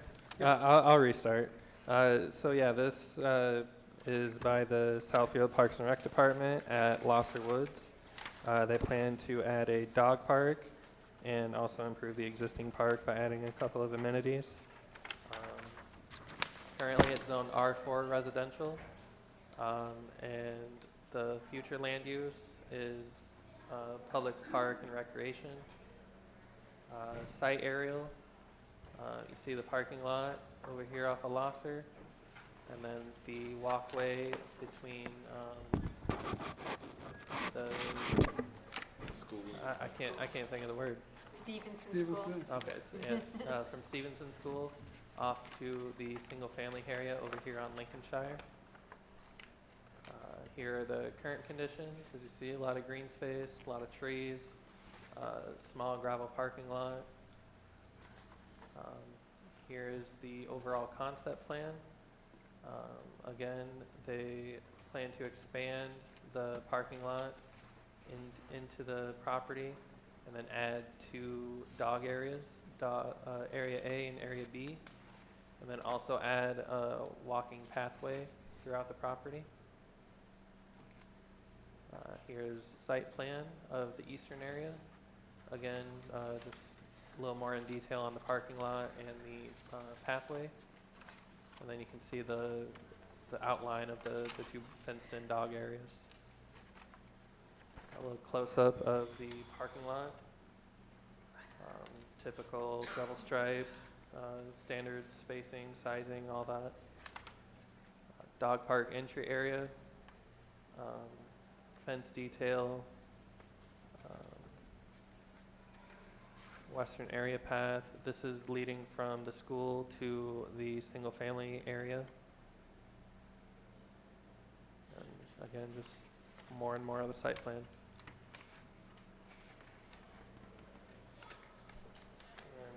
And ask the petitioner to come up and answer any questions. Thank you. Terry, I think we know you, but we're going to ask for your name and You your betcha. working address anyway. You bet. Good evening, Commissioners and Administration. Terry Fields, Parks and Recreation Director. And with me is Michael Donnellan, who is with Hubble, Roth, and Clark, and has been working with us with the drawings and the planning for the dog park. Thank you. Good evening, Commissioners. Like as Terry said, my name is Mike Donnellan. May I ask for your name and address? Name and address. Michael Donnellan, and I'm going to give you our business address, 55 Hewlett Drive, Bloomfield Hills, Michigan, which is Hubble, Roth, and Clark. Thank you. No problem. So just to kind of briefly go over the site with you, what you see on the screen is really a future phase. If you can kind of back up to the Phase 1 site plan that I'd like to start with. That's probably it, right there. That's perfect. So this is the Phase 1 site plan that consists of about 33 parking spaces, gravel parking spaces with wheel stops for vehicles, along with 8-foot wide concrete sidewalk going from Lasher Road into the dog park entry area. Off of that dog park entry area is about 1,400 linear feet of 8-foot wide asphalt pathways. We are proposing, there is one existing pathway going from the school back to Lincolnshire. That pathway will get replaced and renewed. And then everything forward of that pathway towards Lasher are new pathways. If you can kind of zoom in, go into the blow-up area of the dog entry area. So this is the entrance to the dog park, and basically it has a common space, an unleashing area, and then the gates into the dog park, which I affectionately call the launching zone, which is the arch areas that you see from the 2 gates going into those areas. That's going to be a surface that's kind of like a sports clay surface that you see in ball diamonds. It's fine, doesn't bother the dog's paws or anything like that, but that's the wear point of any dog park is right there. And maintaining turf is almost next to near impossible. So again, you have the unleashing area. Just inside the common space, you can see there's a dog rinse area. This is to get all of the mud off the dog paws before they get into their car or they walk down the road or wherever they came from. So there will be a spigot there, seasonal spigot for doing that. And then over across from that way is a accessible porta-john that is enclosed in a fenced area for restrooms and so on. There will be a bike rack there as well in this common area, and plenty of open space for programmatic activities such as registration days or, doggy toy day or something like that that go up there. Terry has a whole bunch of those programs she could probably think of much quicker than I can. But that's kind of what that common space is. There is drain tile that goes under the dog entry areas to keep the area well drained. And also the dog rinse area will be connected to the storm too as well. And it's important to note that that's a rinse area, it's not a wash area. There'll be rules posted saying such, because we're just rinsing off, just like you're rinsing off your car or your feet or anything like that. That's what the whole purpose is. So Terry Fields and staff have indicated that we'll have rule signs up for no soaps and things along that line. So fencing's 5 foot high all the way around the park. The front portion of the fencing is going to be what you see, this aluminum fencing. It's an ornamental fencing. And then the remainder fencing to the rear of the entrance will be more of a farm fence, cedar post, wood with a 4x4 galvanized fencing fabric that will be stapled to those posts all the way around, as well as the interior. We do have a one area parking light in the phase 1. And we're also proposing along the pathway solar bollard lights for nighttime lighting and throughout the pathway coming up and around the park area itself. I am trying to think if there's anything I'm missing, Terry. I think just the explanation of the property along Losser taking the berm down so that we have great sight lines into the park. Correct. That's also where the path will connect. If you can zoom out, I don't know if you have the demolition plan as far as the specs, but if you can go back to that one right there. If you notice up in the upper right corner, there is a berm there that the safety path will be going through. That berm is going to be removed so that we can open the sight lines into the path, into the parkway itself. So that's going to be part of the demolition phase of the project, and so. We have accessible parking, concrete pads for accessible parking, not gravel. And then just briefly, if you kind of go to phase 2, I just want to briefly touch on phase 2. We're showing this and just to kind of give you an idea of what phase 2 could look like. Of course, we would have stormwater detention involved in this phase. But if the dog areas become popular in their use, this would be what the dog areas could look like in the future. This is not something that we're planning for in phase 1, but we want to keep an eye on that future because sometimes these do happen, and sometimes these improvements could be made at a later date. So we wanted to include these in the plans to show you how we're planning for that if and when that would happen. Anything else you want to add, Terry? So we'll open it up for questions for anybody that has any questions on what we have. We will, but I think this is a special use request, so we will have to take comments from public. So if I could ask you to, thank you. At this, if this is an opportunity for anyone from the public to speak on the special use of Louser Park. If you are, I would like for you to approach the microphone. This is the opportunity for any comment on the special use for Louser Park. Going once? Hearing no comments, then we will close the opportunity. Thank you. So again, first consideration is the special land use because this park has not received a previous special land use, and then would be approving the site plan for these proposed dog park phases, including the walking path. Okay. So if we could take those separately. We'll take them separately. Commissioners, any question? Commissioner Stevens-Gunn. What is your timeline? What is your timeline? Pending approval from Planning Commission and the City Council, we're looking to bid out mid-July with City Council approvals at the end of August is what we're hoping for. And this is all pending the approvals that we're getting here tonight, and it's from City Council too. So if I could, if you pass this forward tonight, they'll be on the July 15th City Council for a final approval, so sometime after that. So the dog park will probably be available for public use October? We would like to hope so. You know, it's getting late in that season too. I always like to be optimistic and would say yes, but you know, we do have to go through that bidding process, and we do have to award the contracts and weather and all that stuff. So I'm not going to make any promises, but we would like a shovel in the ground this fall.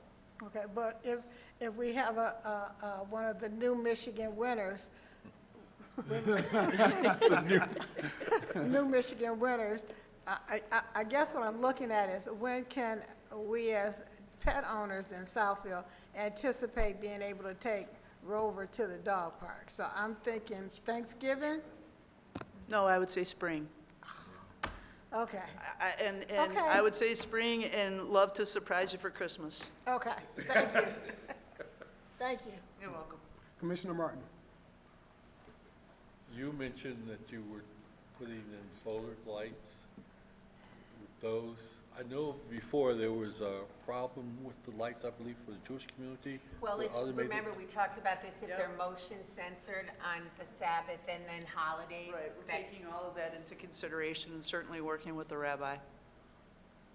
Okay, so that's being taken into consideration. Absolutely.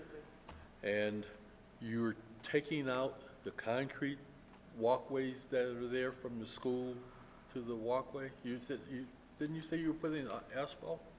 Yeah, they're Walkway? currently asphalt in poor condition going between the school and Lincolnshire. Oh, okay, sorry, I don't know why, I thought that Yeah. was concrete. There, up towards Gloucester, there's going to be a small segments of the city pathways that we were going to have to redo when we connect the asphalt, the new asphalt path to the, near the road. So that's the only concrete that would be removed there. Okay. That asphalt tends, well, okay, that's fine, there's a walkway, it's fine. All right, no further questions at this time, thank you. Commissioner Thank Gruber. you. Is it going to be under construction, like, until the spring? And if so, is the park going to be fenced off? Not so much the front on Lasser, but what about in the back where now people use that path to get to Pontchartrain? Is that going to be closed off? I can't predict that. If there's a way for us to phase it in so that we can have people use the park safely, we certainly will have it open. If we have equipment out there, or if we have areas where people like to take their curiosities, and they might not be large people, they might be little people. So we will take all necessary precautions through the construction period. I mean, we would love to have Carpenter Lake open, right? But we just can't do it right now Okay, because of so construction. I understand that, so you know, now the school is all closed off, and people use that path to walk to the synagogue. And I can tell you, as of yesterday, that is something that's happening between the synagogue and the schools. And I talked to Rabbi Morris yesterday, and I have 2 or 3 calls into Mr. James Jackson. So I'm doing everything I can. Oh, I know. To try and make that happen, because we had talked about some of those exact issues at our meetings. So it's been a surprise for Rabbi Morris. So we're Yeah. really trying to help in that Right, area. and, well, my concern, I was thinking more like a Pontchartrain, which really isn't part of the school. The the path through the park that goes to Sure. Lincolnshire. Sure. Oh, yeah, Lincolnshire and Pontchartrain. So that's not part of the school. No, it's not. Right, But so- that part of the path will be redone as well. Right, but when you're doing the construction to the front part, is that going to be blocked off too? We will make every effort to allow for travel. to the synagogue that there currently is. Yeah. That's not proper English, that came No, out no, I know all what you're wrong. saying. But yes, we will do everything we can so that we really understand, and we've been a big proponent at the table with the synagogue and the schools. Even through the schools construction period, they currently, you're right, they have it fenced off. They took the fence down for Friday and Saturday, and it was back up. So we're, and I'm sure it's for safety reasons, but we have to be able to come to the table and help out and be able to figure something out.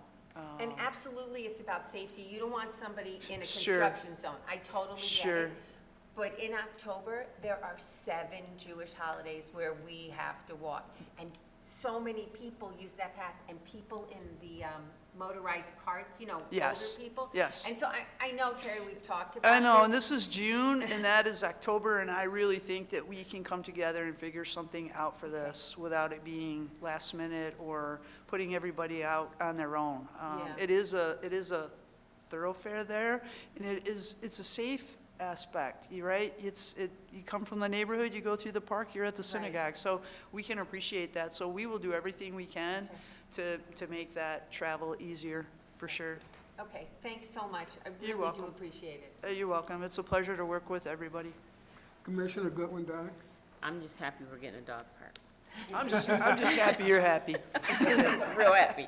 I can drive from Mount Vernon right around the Losser. Sure. And let him run. Yeah, it's been pretty exciting. I mean, I just talked to the director over at Oak Park, and they've had theirs open since May.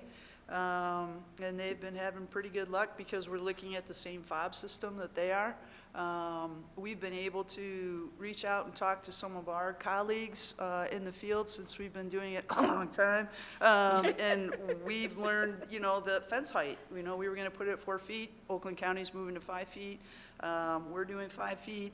A dog can toss over 4 foot. Not every dog, but they've had some experiences. So we really are fortunate to be able to do this and really address some of the things that have been happening at other dog parks so that we're proactive.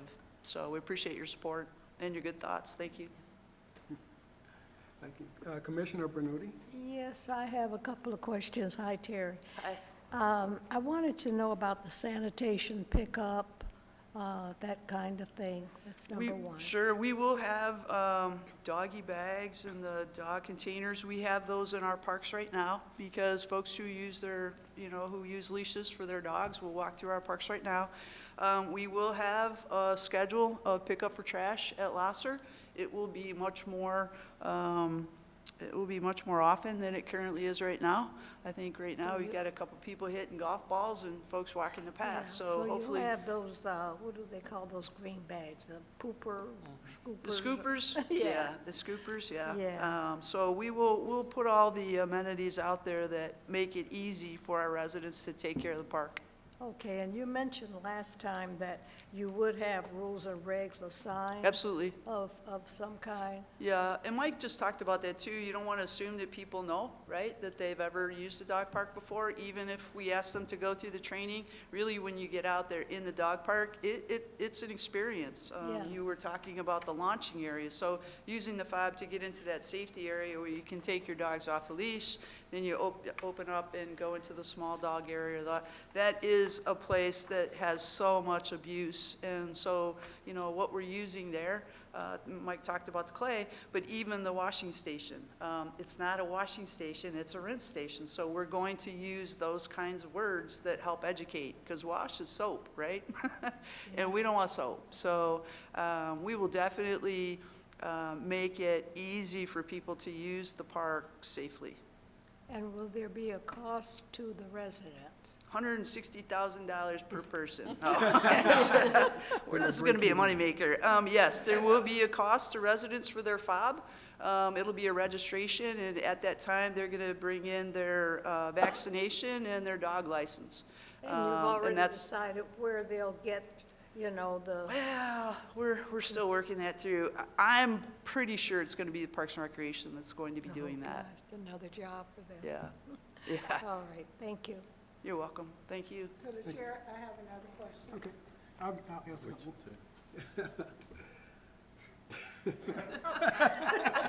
I'm sorry? It's still spring. Regarding the vaccination records, how extensive are you looking? How extensive are we Yes, looking? because you can get rabies, you can get, there's all, there's a whole list. Bordatello and all of Yeah, that. yeah, so We'll have how- that, how we'll have that all out there Okay. at the time. Okay. And we'll publicize this before we even open a dog park. We'll start to educate public and get all kinds of frequently asked questions. And we're really gonna, take steps so that people are comfortable using the park. And people who are not using the park, they're comfortable with the steps that we're taking.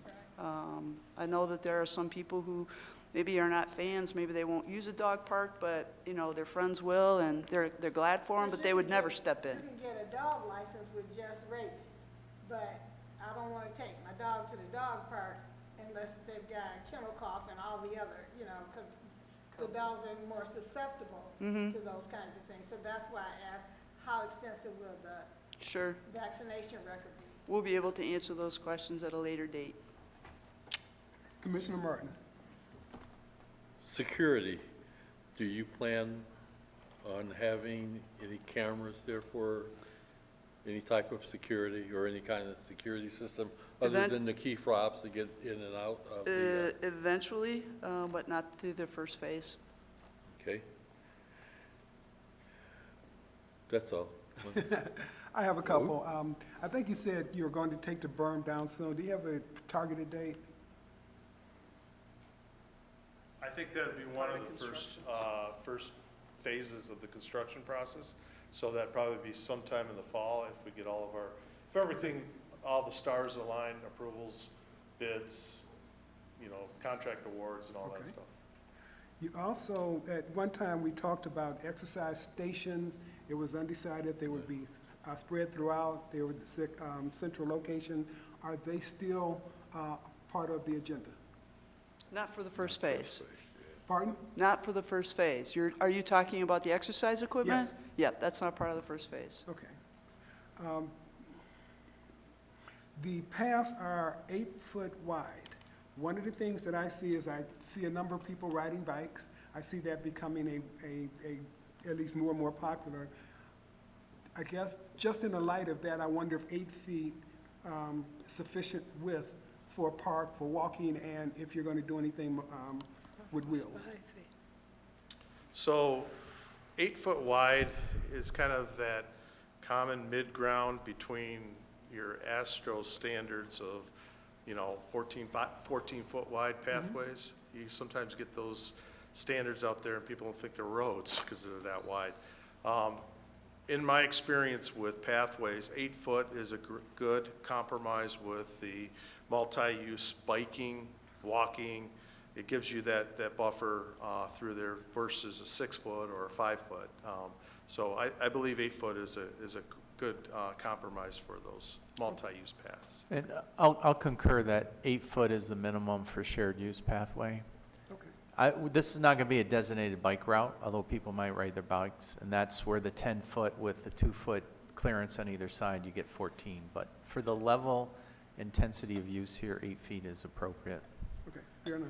I think this is my last question. At one point, there was a discussion about an emergency exit, and that might even be the inappropriate use of the word, where the school would need an alternative way to leave in the event something happened. And at one point, they talked about the park, but what I see would not accommodate a vehicle. Is that something that's still part of the agenda or still part of the discussion? Not for this dog park, not for this park. There is an access from the path to the school and from the path to the synagogue. It could be used as an emergency exit, but they are not relying on that to be that exit. So they're still working through that with the synagogue and the schools. Okay, okay. I would also imagine, we're not building it to carry vehicle weight. It's a Right. different, it's a whole different cost involved in that. Again, in an emergency, anything's Absolutely. plausible, but we're not designing it for vehicles. Okay. The only questions I have, Commissioner? I have another question. Is it an annual fee for the fob or a one-time? It is, so Annual it has fee. to be renewed? Yes. And if it isn't renewed, you cut it off? Pardon? If it isn't renewed, it's deactivated? Yes. Okay. Yes, just like if there was an incident in the park and we knew exactly who it was and we did not want them to have access, we can deactivate that fob. Yep. Great, thank you. You're welcome. Commissioners, any further questions? Through the chair, just real quick, if they are deactivated, are you expecting them to return the fobs, or are you just counting it as a loss? Detail to be determined. Okay. Just wondering. So if there's no further questions, if you could act on the special land use first and then the site plan separately. Okay. Any further recommendations from planning? Yes, sir, I do have one. The planning department recommends favorable recommendation of the special land use request by Southfield Parks and Rec Department to improve an existing city park at Losser Woods. The residential character of the area shall be maintained. The subject property is located so not to hinder the natural and presumed residential development of the area, nor negatively impact existing woodlands and wetlands. The subject property will act as a buffer or transitional area between a residential development and a non-residential development. The location, size, intensity, and periods of operation of any such proposed use must be designed to eliminate any possible nuisance likely to emanate there, which might be adverse to occupants of any other nearby permitted uses. The proposed use must be in accord with the spirit and purpose of the chapter. The proposed use is of such character and the vehicular traffic generated will not have an adverse effect or be detrimental to the surrounding land uses or adjacent thoroughfares. The proposed use is of such character and intensity and arranged on the site so to eliminate any adverse effects resulting from noise, dust, dirt, glare, odor, or fumes. The proposed use or change in use will not be adverse to the promotion of health, safety, and welfare of the community. This recommendation is based on documents, facts, representations, and stipulations submitted with the application, and also with conditions subject to the approval of PSP 24-0010 by the City Council in continuous compliance with all applicable ordinance codes and statutes. Thank you. Can I have a motion? I'd like to make a motion for PSLU 24-0013. Thank you. Any support? Support. It's been motioned and supported. All in favor? Aye. Any opposed? That would be 100% favorable rating. Mr. Bowling, I'm sorry, we can go right into the site plan review. Yes, sir. Planning Department recommends favorable recommendation of the site plan review request by the City of Southfield Parks and Rec Department to improve the existing park at Losser Woods. The residential character of the area should be maintained. Subject property is located so not to hinder natural and presumed residential development of the area, nor negatively impact existing woodlands and wetlands. Subject property will act as a buffer or transitional area between residential development and non-residential development. Location, size, intensity, and periods of operation of any use is designed to eliminate any nuisance likely to emanate there. Proposed use must be in accord with the spirit and purpose of the chapter of the district. The proposed use is of such character and the traffic generated will not have an adverse effect or be detrimental to the surrounding land use or adjacent thoroughfares. Proposed use is of such character and intensity and arranged so the site will eliminate any adverse effects resulting from noise, dust, dirt, glare, odor, or fumes. The proposed use or change in use will not be adverse to the promotion of health, safety, and welfare of the community. This recommendation is based on documents, facts, and stipulations submitted with the application, as well as with the conditions subject to approval of PSLU 24-0013 by the City Council. The site shall be developed in accordance with the submitted plans prepared by Hovell, Roth, and Clark, with the date being 6/18/24. The petitioner is to implement the recommendations made by the Southfield Police Department and also continue to comply with all applicable ordinance, codes, laws, and statutes. Thank you. Mr. Martin. I'm sorry, I have a question. Yes. Are there any, with the senior citizens building next door, are there any considerations for the use by the seniors from the adjacent building? Is that pertinent, Terry? I'm sorry, I didn't hear the question. With the senior citizens building next door, are there any considerations for seniors in that building and using in the park? Sure, they can use the park. It's a Just- public It's a park. public park. Yep. No special consideration? Yep, that was one consideration. I appreciate you bringing that particular audience into the picture, because that's really why we want to put the benches along the pathways too, because not everybody has a dog, but really cool to be able to watch kids and be able to watch dogs, and along that path to be able to have some benches through there and just And watch the- people. Yeah, And they can bring folding chairs. So, yeah. No, thank you, I'm sorry. no worries. I appreciate the question. Maybe there'll be a different cost Does for that- the senior. Does that open the floor for any other questions? No. Mr. Bowling, with that question, does your recommendation stay? Yeah, it stays the same. Okay, Yeah. thank you. To the chair, Yes. motion for approval of, a favorable approval for PSP 24-0010. We have a support? Support. Been moved and properly supported by Mr. Venuti. All in favor? Aye. Any opposed? With no opposition, that is 100% approval. I believe that closes that, and Terry, thank you so much. Thank you very much. I appreciate it. You take care. And you're out before 9. See you in the garden. Yeah. The next item is PZTA 24-0001, public hearing on the zoning ordinance text amendment. Yeah, through the chair, I know we've discussed this multiple times, but it's part of being redevelopment ready to streamline the site plan review process and to eliminate an additional month of review time and possibly 2 meetings in attendance. This is especially important for our small businesses who have to pay for professionals to attend the meetings. We also want to streamline and consolidate, clarify, modernize, and make consistent the procedures and policies and standards for site plan review. So what we're proposing is that, in essence, that pure site plans that meet certain thresholds would have their final approval here at the Planning Commission, and that the city planner would have more flexibility on administrative review. So we would be limiting the total number of site plans that go to city council, and we would be limiting some site plan that comes to Planning Commission. For example, the ordinance only allows the city planner to approve 1,000 square feet or less accessory use. And in many cases, those accessory uses exceed that, and they have to go through a 90-day review process. So that hopefully will eliminate that.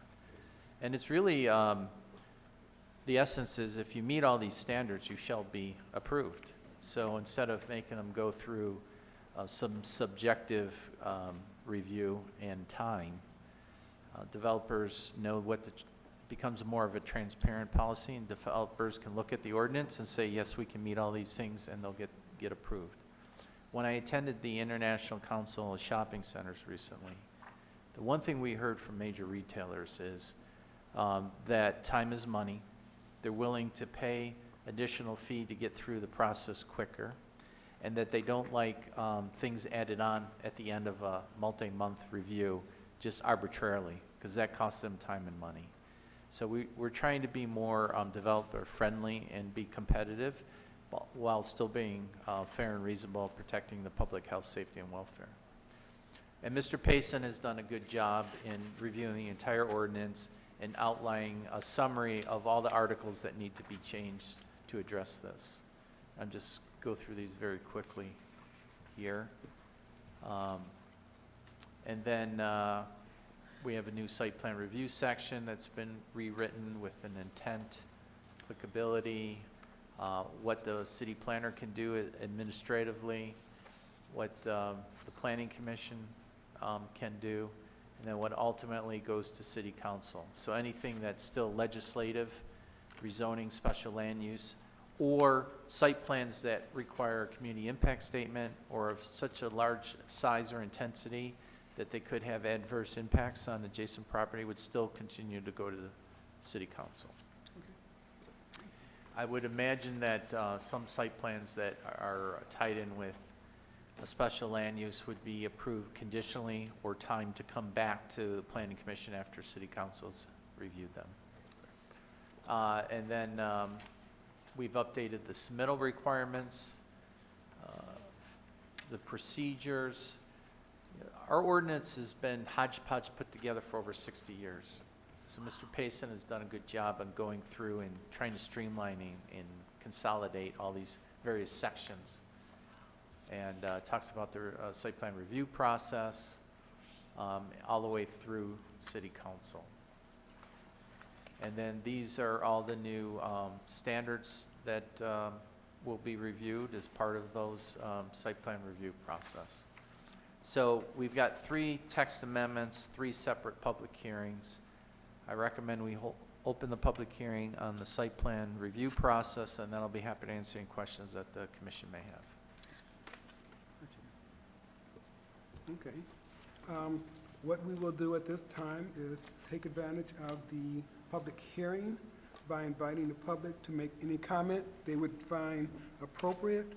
So this is the opportunity for public hearing for PZTA 24-0001. Does there anyone want to make comment for this item? Seeing no one, we will close the opportunity for comment. Commissioners, I will start with Commissioner Stephen Gunn. This is exceptional. Since I've been on the commission, this is in my 3rd year. This has been needed. Mr. Payson's dedication to getting it done is exceptional and appreciated. I think that it will streamline the process for many of our small business owners and small businesses that want to come into the city. So this is long overdue, well appreciated, and hopefully we'll get it through so that we can enact it relatively quickly. Thank you. Commissioner Martin? I think this will also lead to fewer questions or concerns that can't be answered initially. I think it's a great idea and project and work. Commissioner Gruber? Well done. Absolutely. Commissioner Goodwin-Dye? Same. Yeah, well done. You said it all for us. And I don't think I need to call any further now. Well, let me use the word the 21st century. It seems that we have gotten there with this, so we appreciate your work, and so we look forward to seeing it in action. So I don't know if we have a formal recommendation, but we're asking that you recommend this, a favorable recommendation to City Council on these proposed text amendments. Okay, and we'll do that. I motion that we give a favorable recommendation for PTZA 24-0001. Second. PTZA. I second. I heard a motion and a support. Look at that. It's got 2. It's got 2. Oh, PZTA 24-0001. Then we'll need a support for that. Okay, been motioned and supported. All in favor? Aye. Any opposed? Thank you. That item passed unanimously. Our next amendment is a simple amendment to the hours of operation for marijuana sales. For both medical marijuana provisioning centers and adult use marijuana establishments. We did, Mr. Bolin did a survey of our adjacent communities and their hours of operation. We seem to be a little bit out of step with what our competition is doing in adjacent communities. Currently, we have hours of operation Monday through Friday, 9 a.m. to 9 p.m., Saturday, 9 a.m. to 6 p.m., and Sunday, 10 a.m. to 6 p.m.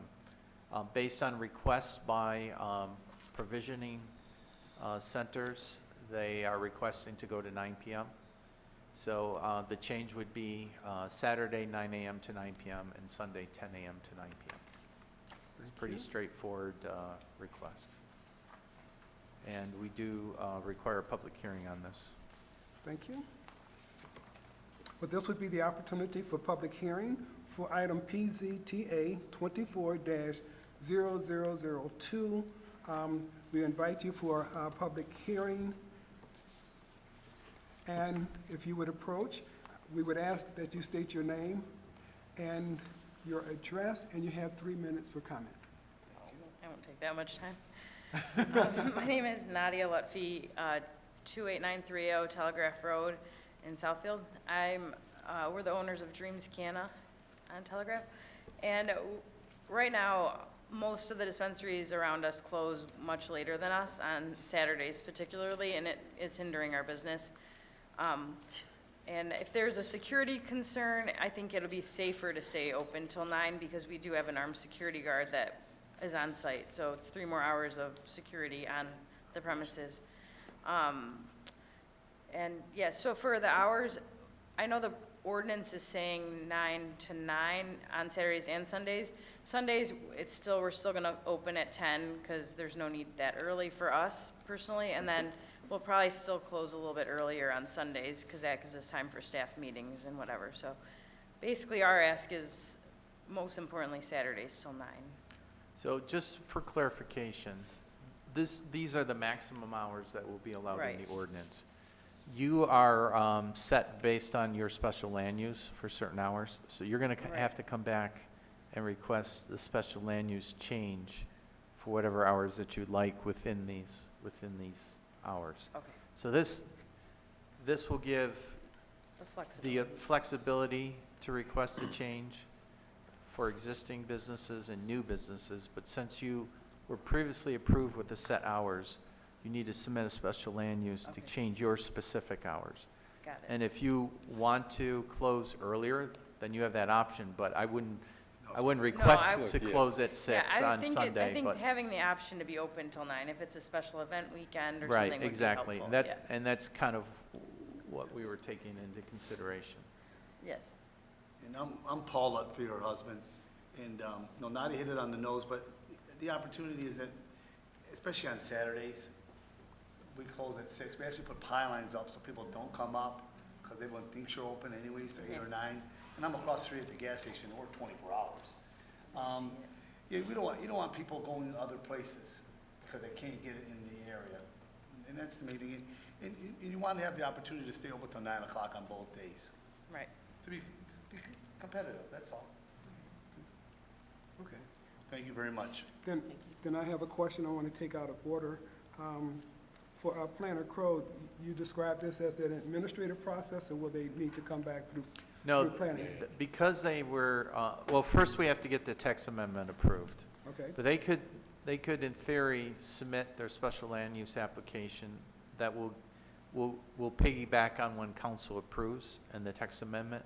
So if you haven't already, I would suggest you get your special land use application in. Administratively, no, this text amendment has to be approved by council, and then they have to come back for a special land use specific to their site to get the expanded hours. Okay. They can choose not to open as late, but right now they're capped at 6 p.m. based on the ordinance. Okay, thank you. Thank you. This is our opportunity for public hearing, but we see no public at this point, so we will then close the public hearing. And again, it's a straightforward recommendation. We're making a favorable recommendation to expand the hours of operation on Saturday from 9 a.m. to 9 p.m. and on Sunday from 10 a.m. to 9 p.m. Commissioners, are there any questions? No questions. No questions. No questions. That is absolute, there's no questions. Any recommendation? I think we've heard from, so no further recommendation. Then with that, can I hear a motion? To the chair, Yes. motion to approve PTZA 24-0002 to, and change the hours as stated. Any support? Support. It's been moved and seconded, I believe Commissioner Goodman-Dye. All in favor? Aye. Any opposed? That is, again, unanimous decision. Thank you so much. You're not going to stay for the second half of the meeting? No, you can leave. I'm just joking. We're at halftime. Our final text amendment and public hearing is to permit for administrative approval of 8-foot tall fences for uses requiring enhanced security measures. And our team put together many recent waiver requests for an additional couple feet. Given this new climate of both domestic and foreign terrorism, especially at our more sensitive areas of utilities and security is important. We've received numerous requests for security fencing.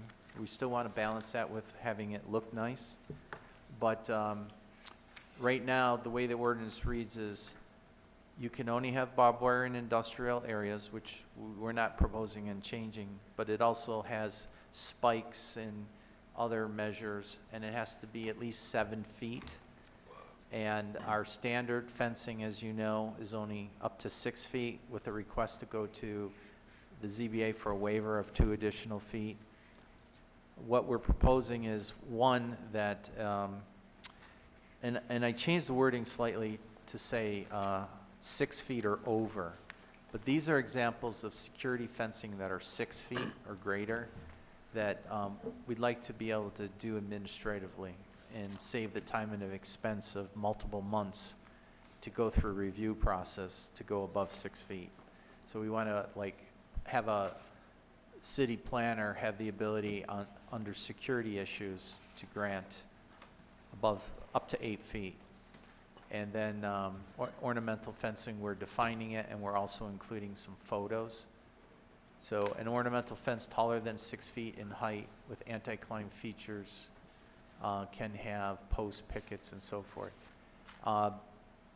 Mr. Bullen, I'm recommending that you take this as a recommendation that we change it to say 6 feet or greater as opposed to over 6 feet. I don't want to get into semantics and someone measures it 6 feet and say, well, it's not 6 feet or over.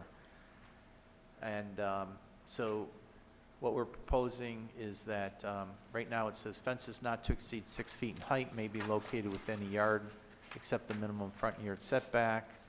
The city planner may approve fencing up to 8 feet in height for uses that demonstrate the need for increased security measures. Otherwise, fences above 6 feet in height must be requested through the Zoning Board of Appeals. Any 8-foot tall fencing along rights-of-way must be ornamental in order to be approved by the city planner. So recently Fox 2 had some break-ins and some protesting along 9 Mile. And they upgraded their fencing to a more decorative.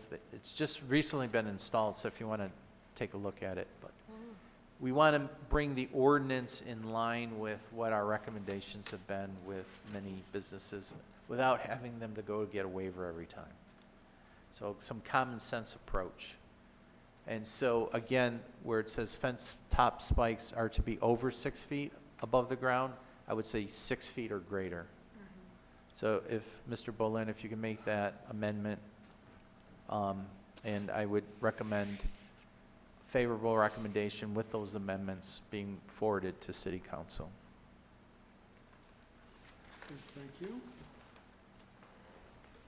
But this is the public hearing. This is opportunity for public hearing for PZTA 24-0003.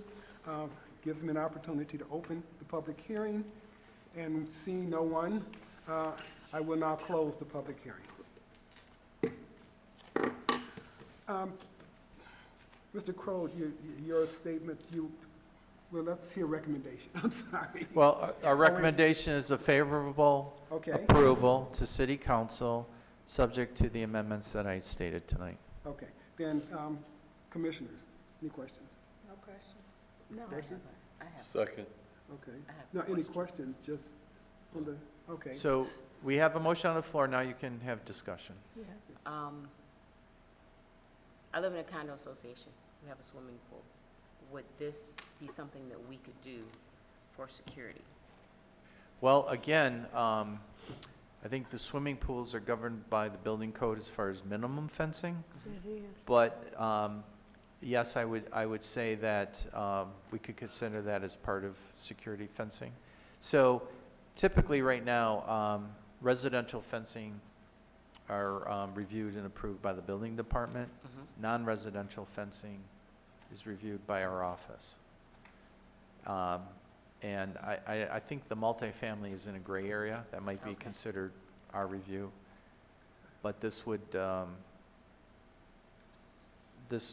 those types of situations could be taken under consideration. Okay, Yeah, we have this. that's my question. Thank you. Any further questions?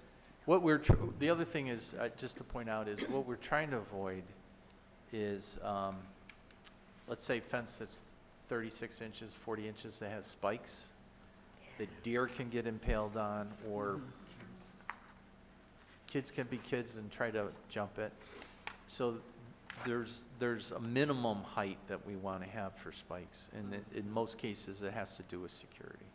Yeah. I'm looking at that fence right there where it has the spikes curving over and you can't climb over it. Right, and that's similar to what was put on 9 Mile. Is that photo the 9 Mile? No, it's So, We were just having this conversation. so if I got this right, Mr. Martin made the motion and Do we have support for the motion? I support it. Okay, Ms. Bernidi. and with that, all in favor? Aye. Any opposed? That passed unanimously. Next item, minutes, May 1st, 2024 study meeting, May 22nd, 2024 regular meeting. To the chair, Yes, motion to approve the May 1st, 2024 study meeting and the May 22nd regular meeting minutes for both of them. your support for that? Support. Support. All in favor? Aye. Any opposed? And Again, who's the unanimous one that support. supported that? I did. Gudundai. So through the chair, I Counsel. have a list of people who signed up for public comment. I think you should just at least read it. Publicly, even though, and this is a question, even though some, Well, they signed up, okay, so we just read them out, and they're not here, then they don't speak. then if you But could, I do want to mention, though, that one of the gentlemen came in late, and he was here to speak on the Grove. And he got some misinformation about what time. So I told him he can submit comments in writing, and that there would be an additional public comment at city council. He is actually the neighbor adjacent to. So it's unfortunate, I told him he could stay for public comment, and we would put it in the record, and I saw that he left after probably an hour or so of waiting. Oh, But we Grove. have contact information. okay, We should follow up just to get his comments prior to city council. And the first one, Mr. Domlin, he spoke on behalf of the dog park, so you should just go down the list real quick.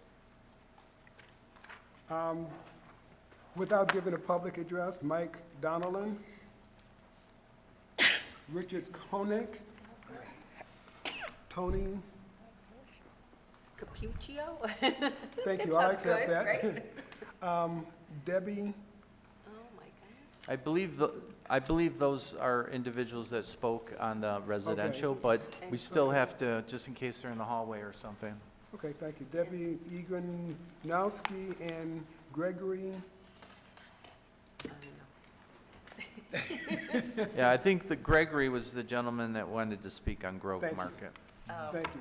And we'll just make And, sure we yeah, keep just, this Mr. part- Bolin will get the list there. We'll have it. Put that as part of the record. Bezigor, Okay. something like, okay. Okay, with that reading, I think next item on the agenda is council item update. Okay.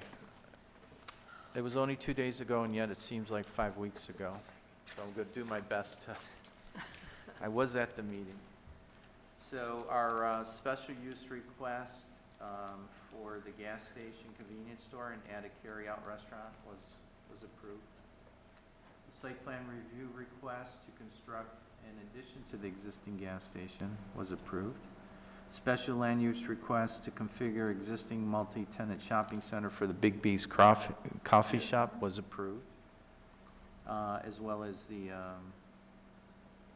site plan review request of Contour Companies for Phase 2 was approved. Yeah. That was not a public hearing. And then the request to rezone 8.6 acres of land at Losser from multifamily to single family. It was introduced and approved, but there was a lot of questions and concerns by council about site plan approval and athletic fields and fencing, the netting. So I said all they were doing at that point was approving the rezoning, and that at some later date, they would have to come back for special land use and site plan approval. That was really the only real major concern on that item. So that was introduced, so it should be enacted our next meeting. And then I don't think there was any other planning items. The city did receive a $1,000 donation to the art fund from a group that supports the arts. That was add-on to the meeting, but we have all these items plus coming back on Monday, minus our proposed duplex. So we'll have to work that out. Okay. I thank you. Next item is miscellaneous. I was honored to present to the Oakland County Planners Group today to talk about the Northland project. And I think 142 people had signed up. About half that many probably attended, but it was well received, and there was a lot of good follow-up questions about the progress that we're doing. So this is something that many people in the area are interested, but I think is relevant nationwide with all the mall closures and repurposing. My colleague that presented from Waterford talked about a closed big box Kmart store that was being proposed for storage unit. And ultimately got denied, but the developer sold it to another developer who is more innovative and chopped up the building to the like an Amazon resale store. Then compatriot, it was called something Liquid Sales. So these, apparently they get the returns from people, and then day one is a certain price, and then day two it goes down, and then by day 5, it's so reduced, that all the inventory is gone, and then they start all over again. They also added a restaurant bar, and I don't know if it was a dance hall or a theater, and a gas station with a convenience store. So I thought it was a very innovative approach to repurpose an old big box and parking and still have capacity for an additional outlet parcel. So the theme was repurposing big boxes in dead malls, and two practical examples of communities that are working innovatively to help address those issues. Okay. Yes. Was anything said or done about the Holiday Inn to a Veterans Center, or the? It's upcoming. Oh, okay, and It 27,000. I think it was. I think it was well received under the discussion. They have to come back. Obviously, you'll see it at some point. There was another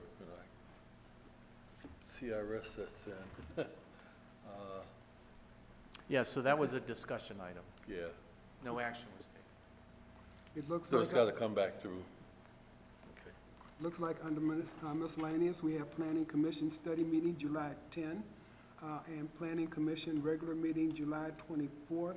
And I just have an additional note. It looks like the culverts on Southfield Road is now under construction. The what? The Culverts? Culverts, rest of, Okay, I just drove by there a week ago. I didn't see much activity, but I saw some large utility piping. yep. They dug Don't the forget, hole. I saw it today. don't forget, we have our joint meeting on July 15th. Yeah, it's the 15th, yep. Yeah, so we have our study meeting, regular meeting, but we have a joint meeting at 4 PM in Parks and Rec from 4 to 6 on July 15th. Yeah. That is also the first day of our LTU summer camp. Yeah. Right. So I'll be busy. I have the week off before. I'll be coming right back to summer camp and then coming from summer camp over to here. And then at the end of that joint meeting, we've got 11 planning commission items that have to be dealt with that night. So that's going to be a long day. Any other items? No, but I Concern? wanted to ask, you said that at the joint meeting, we're to bring some ideas or Well, something? we've kind of sketched out a list of talking points Okay, to help guide discussion. okay. So we took some of your comments and what we had done, so we'll have that as part of the agenda.